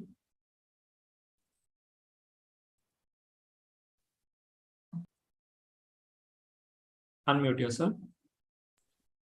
Hare Krishna. Hare Krishna. Abuddhayaha, unintelligent.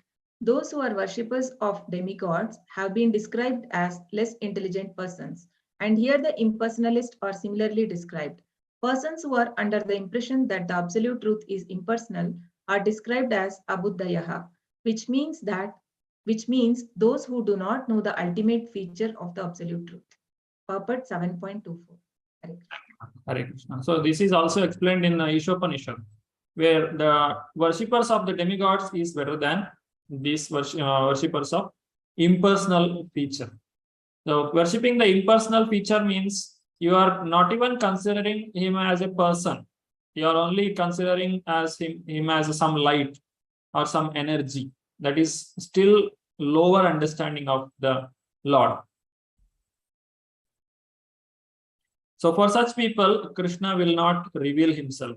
He covers himself by his internal potency. This is explained in 25. You can see the text. Naham prakasha sarvasya yogamaya samavritah mudhoyam nabhijanati lokoma ajam avyayam. Krishna will not reveal himself to such people, and he thus remains unknown. Vedaham samatitani vartamanani charjuna bhavishyani cha bhutani mamtu veda na kaschana. These people cannot understand Krishna. Those who think that he is a imperson, or he is not a person, he is just a light, or he is the energy, he is a controlling energy which is maintaining the entire world, this is a kind of understanding, then one cannot understand the personal feature of the Lord, and he cannot have any personal relationship with the Lord. To the unintelligent impersonalist, this is 24. Avyaktam vyaktimapannam manyante mam abuddhayaha. If you think that Krishna actually he is not a person, but he has taken the form of a person, this is also another wrong understanding. Keeping the impersonalism more than the personal form, thinking that impersonal concept is higher, and that impersonal form or the energy, it has taken some form now, and it is taken the incarnation. So that is also another mistake that people have. Shri Hari Priya Mataji. Hare Krishna Prabhuji. Yoga Maya Samavartaha, covered by my internal potency, 7.25. He is just like the sun god, and Maya is like a cloud. In the material world, we can see that there is the sun, and there are clouds and different stars and planets. The clouds may cover all these in the sky temporarily, but this covering is only apparent to our limited vision. The sun, the moon, the stars are not actually covered. Similarly, Maya cannot cover the Supreme Lord. Purport 7.26. Thank you, Mataji. You have some problem with throat? Yes. Okay. Yeah. So here the covering is considered or compared to the cloud covering the sun. The cloud can cover the sun in our vision, but actually cloud cannot even go near the sun, or it cannot completely cover the sun. It covers only a certain portion of the sky through which we are able to perceive the sun. So that is the difference. So Maya is like that. Maya cannot go near Krishna. Krishna Surya Sama Maya Haya Andhakara. Jaha Krishna Taha Nahi Maya Radhikara. So where there is Krishna, there is light, and Maya is like ignorance or darkness. Where there is light, there can't be any ignorance. But sometimes we can see in this monsoon season, when there is cloud, you can't see the sun, and it looks all little dull everywhere. There is no light. But actually, sun is bright above the cloud. But since we are below the cloud, we are not able to see the sun.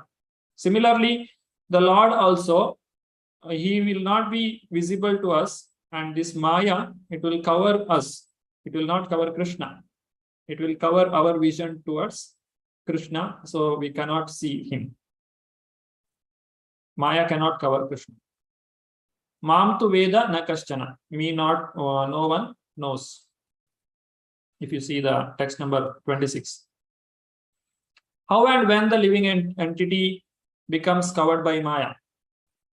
So these are the two reasons why and how the living entity gets covered. There are two things which can cover us. This is explained in 28 and 30th. It is called Ichcha and Dvesha, desire and hatred. How to get free from Maya? Deepti Mataji. Hare Krishna Prabhuji. O Scion of Bharat, O conqueror of the foe, all living entities are born into delusion, bewildered by dualities arising from desire and hate. Ichcha Dvesha. Bhagavad-Gita 7.27. Thank you, Prabhuji. Hare Krishna. So this is the duality which covers. This is the one which covers us and which doesn't make us to see Krishna. Ichcha and Dvesha, desire and hate. And how to come out of it? By surrendering to Krishna. Now here is some question. What is the importance of Punya Karmana for practice of Krishna Bhakti, and how to develop Punya? So pious activity. Why to do the pious activity? Those who want to answer, they can raise their hand. You can take 1 minute time to think. What is the importance of Punya Karmana to practice Krishna Bhakti, and how to develop this Punya?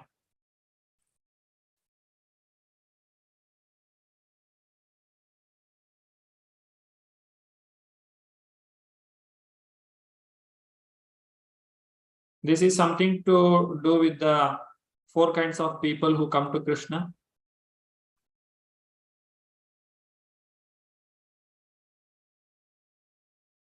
Punya Karmanam. Yeah, Deepti Mataji. Hare Krishna, Prabhuji. Prabhuji, what I have understood is whatever punya we have accumulated in our past lives, based on that, it is possible for us that we are able to associate with the spiritual master and all the pure devotees, as if like, for example, we are able to associate with ISKCON.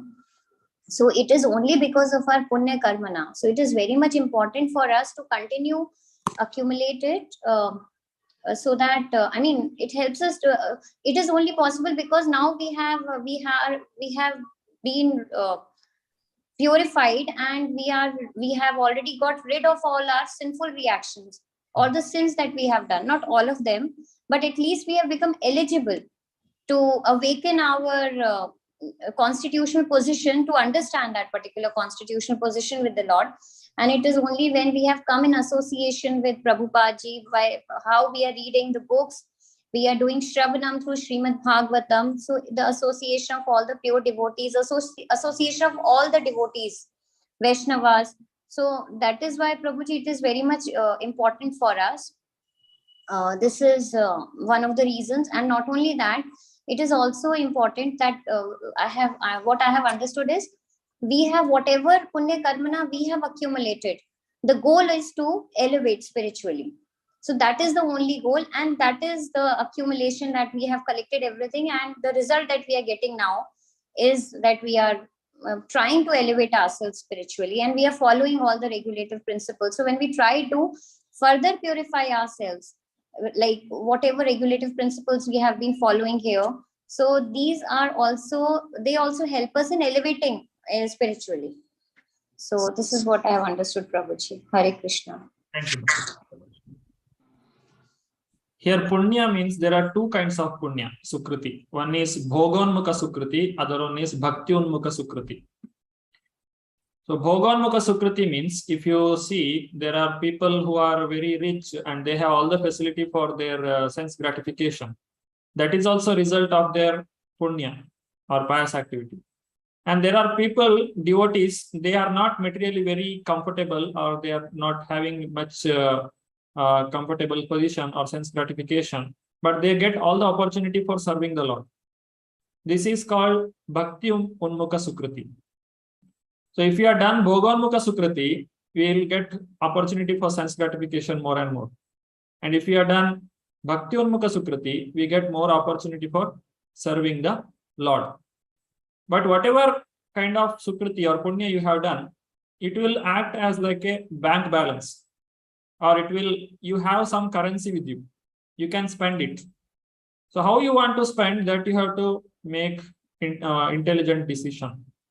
So what is the importance of punya karma?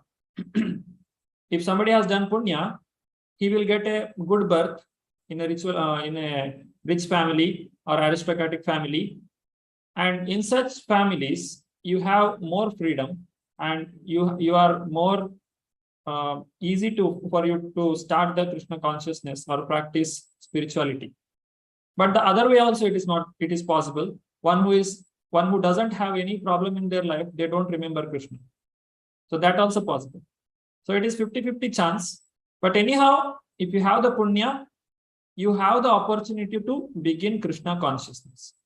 But it will make you forget also, because in the heaven, people can't remember Krishna because they are too much, they have too many sense gratificatory objects. And in the hell, they cannot remember Krishna because their problems are so much. Only in this material world, this is the best place for remembering Krishna. Now, how to develop punya? So this developing punya is, this is Bhakti Unmukha Sukriti we have to develop. Because the punya, the Bhogonmukha Sukriti is also binding. If we do some good for others, then for taking the result of that punya, we have to take birth again.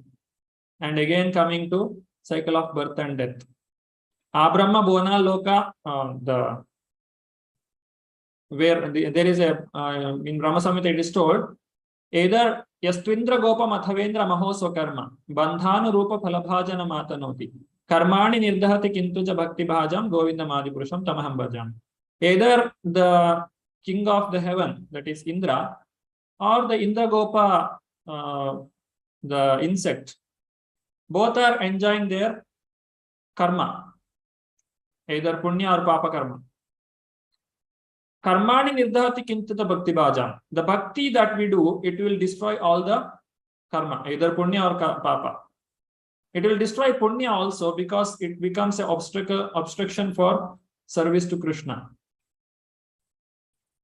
Now, if we do punya, if you want to do punya, you should do as a bhakti unmukha sukriti.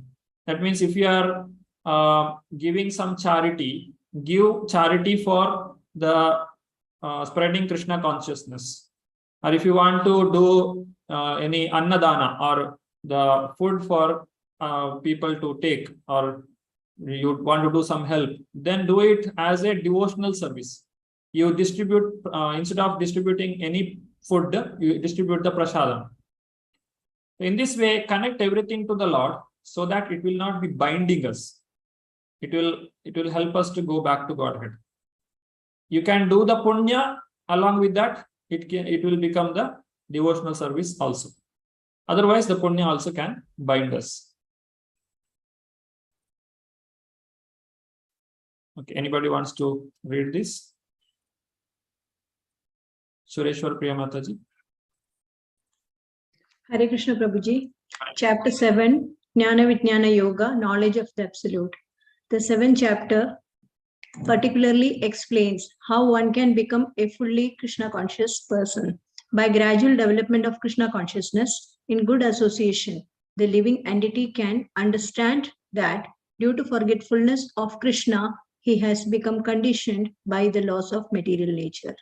Hare Krishna. Thank you. Anybody else, those who are not raised their hand till now, can I have their Pradosh Prabhu? Hare Krishna. Hare Krishna Prabhu. He can also understand that this human form of life is an opportunity to regain Krishna consciousness, and that it should be fully utilized to attain the causeless mercy of Supreme Lord. This is from the purport of 7.3 from Bhagavad-Gita. Hare Krishna. Hare Krishna. Thank you. So with this, we have come to the end of today's session. If anybody has any question in today's session, they can raise their hand and ask the question. Srila Prabhupada ki jai. Thank you. Hare Krishna. Yeah, Sureshwar Priya Mataji. Hare Krishna Prabhuji, I have got two questions, one from today's session and one from last time. And today's session talked about Bhogonmuga Sukriti and Bhakti-Unmuga Sukriti. So those who are into sense gratification, all those people may go to their planets, and after enjoying that, they will come back. Yeah. Am I right? I want to ask you. Okay, yeah. Prabhuji, please. Bhogonmuga Sukriti will take you to heaven. Bhakti-Unmuga Sukriti will give you opportunity to serve Krishna. Okay, so one more thing I want to ask you in connection with the same. So those who are going to higher planets, they will have more understanding than the people, those who are struggling here as neophytes or in between type of people. No, they even demigods also desire to take birth in this land because they can remember Krishna. There are different kinds of people, but even after going to heaven, they like to take birth here so that they can perform Krishna consciousness or devotional service. And in heaven also there is opportunity. There is not that it is not possible. See, rich people also can become devotees, and poor people, since the economic status of a person cannot exactly identify whether he is a devotee or not. You cannot say all the poor people or all the people who are in distress are devotees and will become devotees, and those who all are having very good, comfortable life, they will never come to Krishna consciousness or devotional life. No, not like that. There are people who are well-to-do, and there are so many kings in the previous time. They were great devotees of the Lord. That is also possible. We cannot blankly say directly like that. That is also not possible.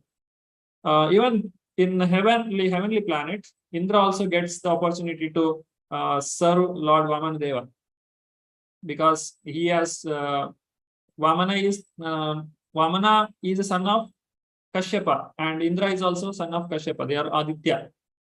Vamana is also called as Upendra. So Indra serves Vamanadeva, and he is also devotee. But the problem is Indra also has material desires, so he cannot consider as pure devotee. Whenever somebody does 100 Ashwamedha Yaga, Indra gets tensed because he may lose his seat. So he is not a pure devotee, but at the same time he gets direct opportunity to serve the Lord. So he is both. He is a devotee also, but he cannot consider him as a pure devotee, or you cannot bring him to the level of spiritual master. Is that fine, Mataji? Hare Krishna.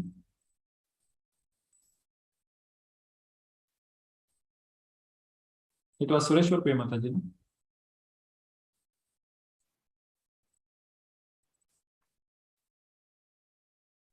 Hare Krishna. Yeah. I did not get you properly. My only question is this: they are supposed to be better than we people, those who are in the material world right now. But when they go to higher level, they may continue with their devotional service, isn't it?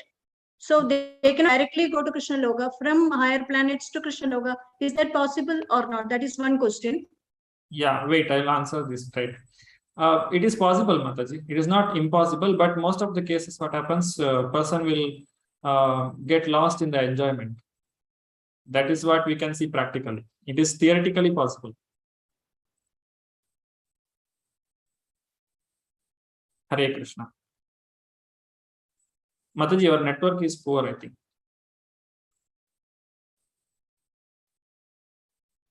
Okay. Yes, Yeah. Mataji's network is.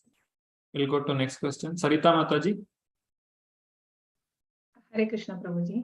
Hare Krishna. Prabhuji, in verse 7.4, we were reading the other day the purport. Here I got a bit confused where it says intelligence refers to the total material creation called the Mahatattva. So Mahatattva, I was having that understanding from the Goloka chart that there is some the darkness, like a part of material sky, where Mahavishnu glances over it and the creation happened. But here it says the intelligence refers to total material creation called Mahatattva. How to understand? Just a minute. Let me open the Vedas.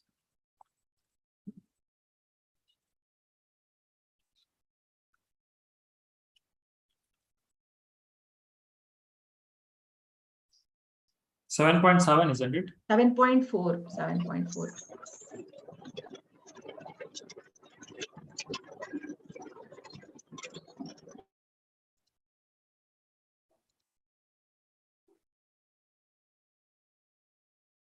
7.4. I think this is chapter 4. Oh, sorry. 7.4.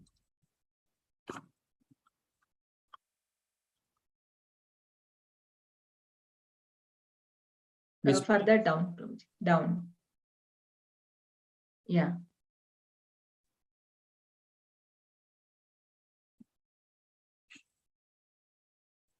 This paragraph?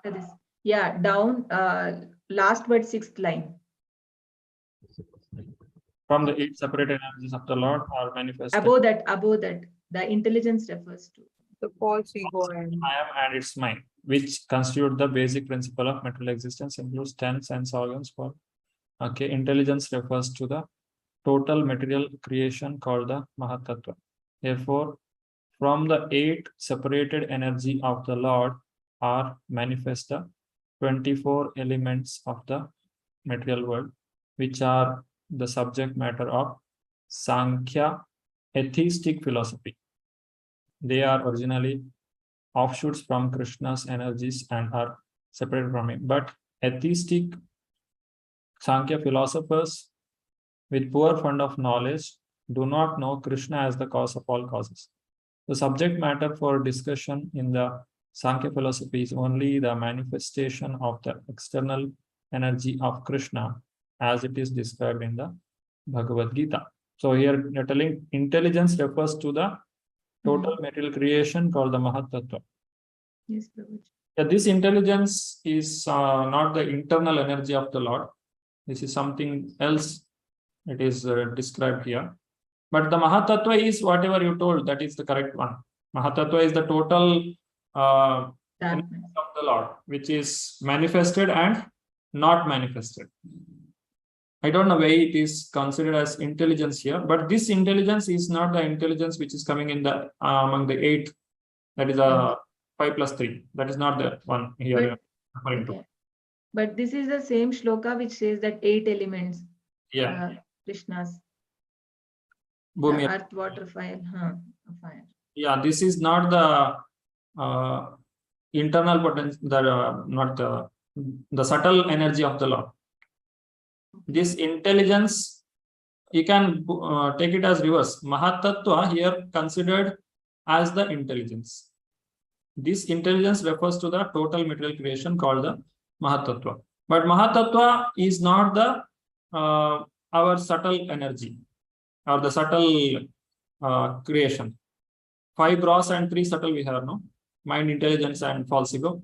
That is not the one which is explained here. Here, the Mahat Tattva is considered as intelligent. I will get more information about this from other devotees. Okay, Prabhuji. Thank you. Hare Krishna. Rakshita Mataji. Hare Krishna, Prabhuji. Hare. So now, since we were talking about Punya, Sukriti, I just wanted to ask this question. A lot of devotees who started with me do not continue. They've fallen down, and even devotees whom I knew who chanting 16 rounds, they've stopped or they've reduced. So why is this falling down happening right in this Janma itself? It's not that we go to higher planets and then we are falling down. No. Okay, last Janmashtami they were chanting 16 rounds. Now this Janmashtami is coming. They are like, oh, Janmashtami is coming. Okay, let's see what we can do. So why is this happening? Why is this falling down happening, Prabhuji? Yeah, they take their own time, Mataji. In a mango tree there are so many mangoes. All the mangoes will not ripen at a time. It will take its own time. Similarly, those who come. They have already, they had already reached 16 rounds. They had already reached a standard, and now falling down. Yeah, reached means it is not steady. Anybody can fall down from any position. Once you reach 16 rounds, it is not guaranteed that you will remain there for all the time, unless you are serious about it. A person can fall down from any position. Okay. Yes, Prabhuji. Hare Krishna. People will take different timings for their devotional service. When they come, we just guide them, but taking it seriously or not, it is there in their own hand. Hare Krishna. Okay. Hare Krishna. And one more question I had. Association. When it comes to association, we have 6 ways, right? Exchanging gifts, exchanging food, revealing our mind. So now we might have non-devotees at home itself. It could be our mother, it could be anybody. So how do we deal with this association? Because exchanging food, we have to exchange food with non-devotees who are our family members. We have to reveal our mind with them, to them, right? So but in Chaitanya Charitamrita, it's given the actual definition of a Vaishnava is one who associates with devotees. One who associates with non-devotees is not even called a Vaishnava. So how do we manage this? How do we handle this?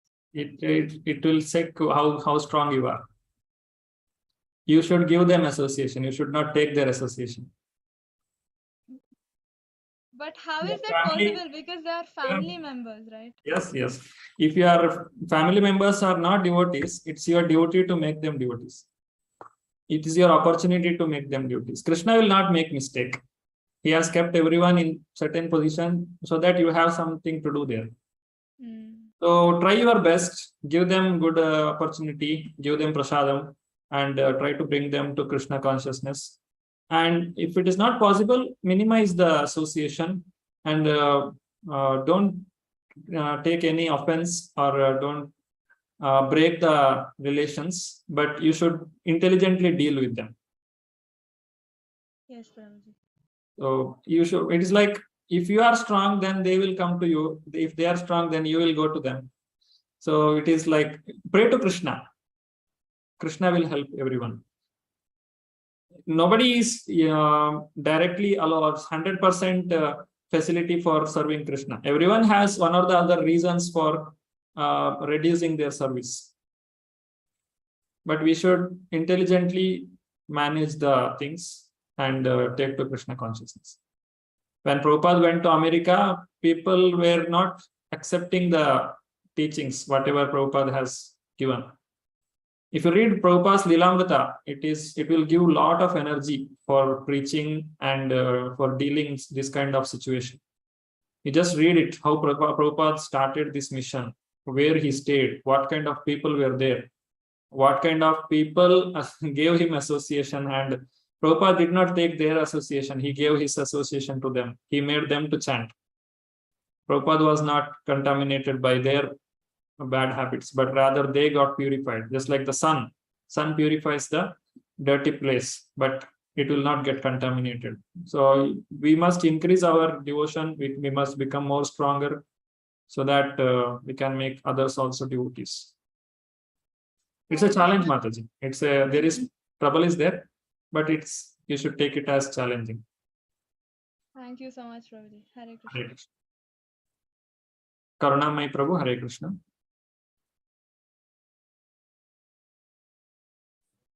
Hare Krishna, Prabhu. Hare Krishna.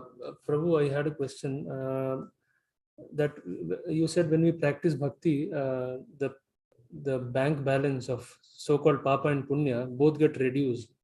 So we have read that an unsuccessful yogi goes to the higher planets to enjoy there. But with such reduced punya, how can he make it to the higher Swarga Lokas? You're not getting the result of your punya there. You're getting the result of your devotional practice, which you have not completed. So because of that, you will get some credit so that you can enjoy. Krishna is telling here, there is no loss. You have, if you have fallen down means what? You had some material desire. So Krishna will give you an opportunity to fulfill that material desire. It is not something which you have gained through the punya activity. It is the opportunity or the way Krishna has shown you to go through that experience and learn that it is temporary and come back again to the devotional service. Okay. Thank you. Hare Krishna. Sureshwar Priya Mataji. Hare Krishna, Prabhuji, I'm very sorry. I gave you questions and I disappeared because of the net issue. Hare Krishna. I think you must have given the answer for my query. So I will see the video part of it. So I'll put the next question. That is, this you said last time, only my doubt is you have to simply clear it. So we were talking about that gross elements and subtle elements. So in the gross elements, we talked about Panchabhuta. And in the Panchabhuta, then we were talking how we are realizing the presence of Lord Krishna, smell of earth and all, we said, no? So in that, no, how we can understand air and ether. Ether, I think it is sound, but what about air? Air is touch. Air is also touch. Okay. Smell of earth, sound of? No. Krishna is not going through that systematic way. Punya, Divyamsha, that is, he is telling different examples, but he is not using that sequence. Okay, Prabhuji. Okay, Prabhuji. So, in water, separately, he has not told. He has given certain examples only. Okay. So air should be realized by touch, isn't it? Yeah, the symptom of air or it is perceived. The perception of air touch. Is by touch. Okay. Thank you so much. And ether is sound. Ether is sound, isn't it? You can, the sound vibration can travel through the sky. Okay. Thank you so much. Thank you. Hare Krishna. Sarita Kapoor Mataji, Hare Krishna. Hare Krishna, Prabhuji. Dandavat Pranam. It's a short question, Prabhuji. If there are two types of supposing two people are there, one, even Krishna said those who desire arthi, artharthi, jigyasu and gyani, they come to me. Similarly, if such people even go to a demigod, what is the difference between the two? Even they have a desire and those also have a desire. So what's the difference in bestowing the benediction from both of them? They will get the benefit very easily, very quickly, but the result is not lasting. They will get the problems again back. But once you go to Krishna and solve your problem, the problem you will completely away out of that problem. That means you don't have to suffer that again, because Krishna will give you a permanent solution. Okay. Thank you. Okay, if there are no more questions, we'll stop our session. Okay, Shri Hari Priya Mataji. Prabhuji, I've written in the chat box. Oh, okay. What is the question?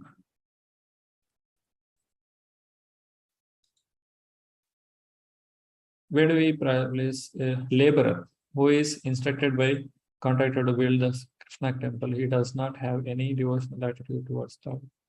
While building temple for Krishna, will he also accumulate Punyan? Also, Mithai Wala.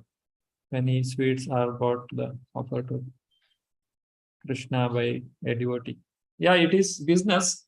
If you are doing some business with Krishna, with the other person, if you are giving some concession, then that punya also, that the sukriti will come to you. It will also help to doing devotional service.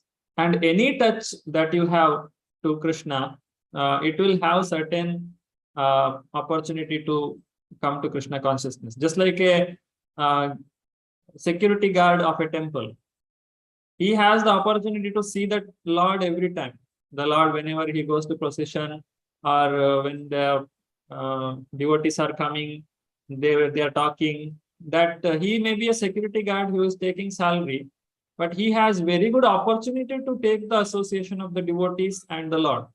So that is also not ordinary. He has some Bhakti Unmukha Sukriti. That is the reason why he got that security guard of a temple, or the person laborer under a devotee who is building the temple, or that Mithai Wala, all those questions.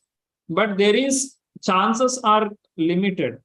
Even though if you are building a temple for the Lord, you may not take the advantage. Taking or not taking, it is in your hand. If you are a security guard in a temple, you may not take the association of the devotees. You just behave like a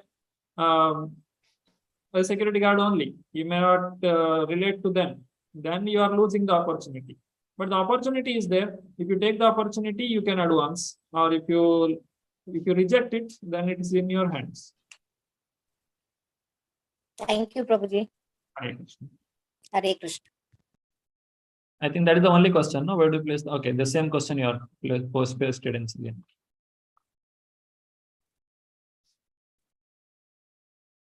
Okay, so okay, Sarita Mataji, Hare Krishna. Hare Krishna, Prabhuji. One last question. Prabhuji, we saw in that Shloka 27 where Krishna says that all living entities are bewildered by desire and hate. So is there a possibility, like through Krishna consciousness,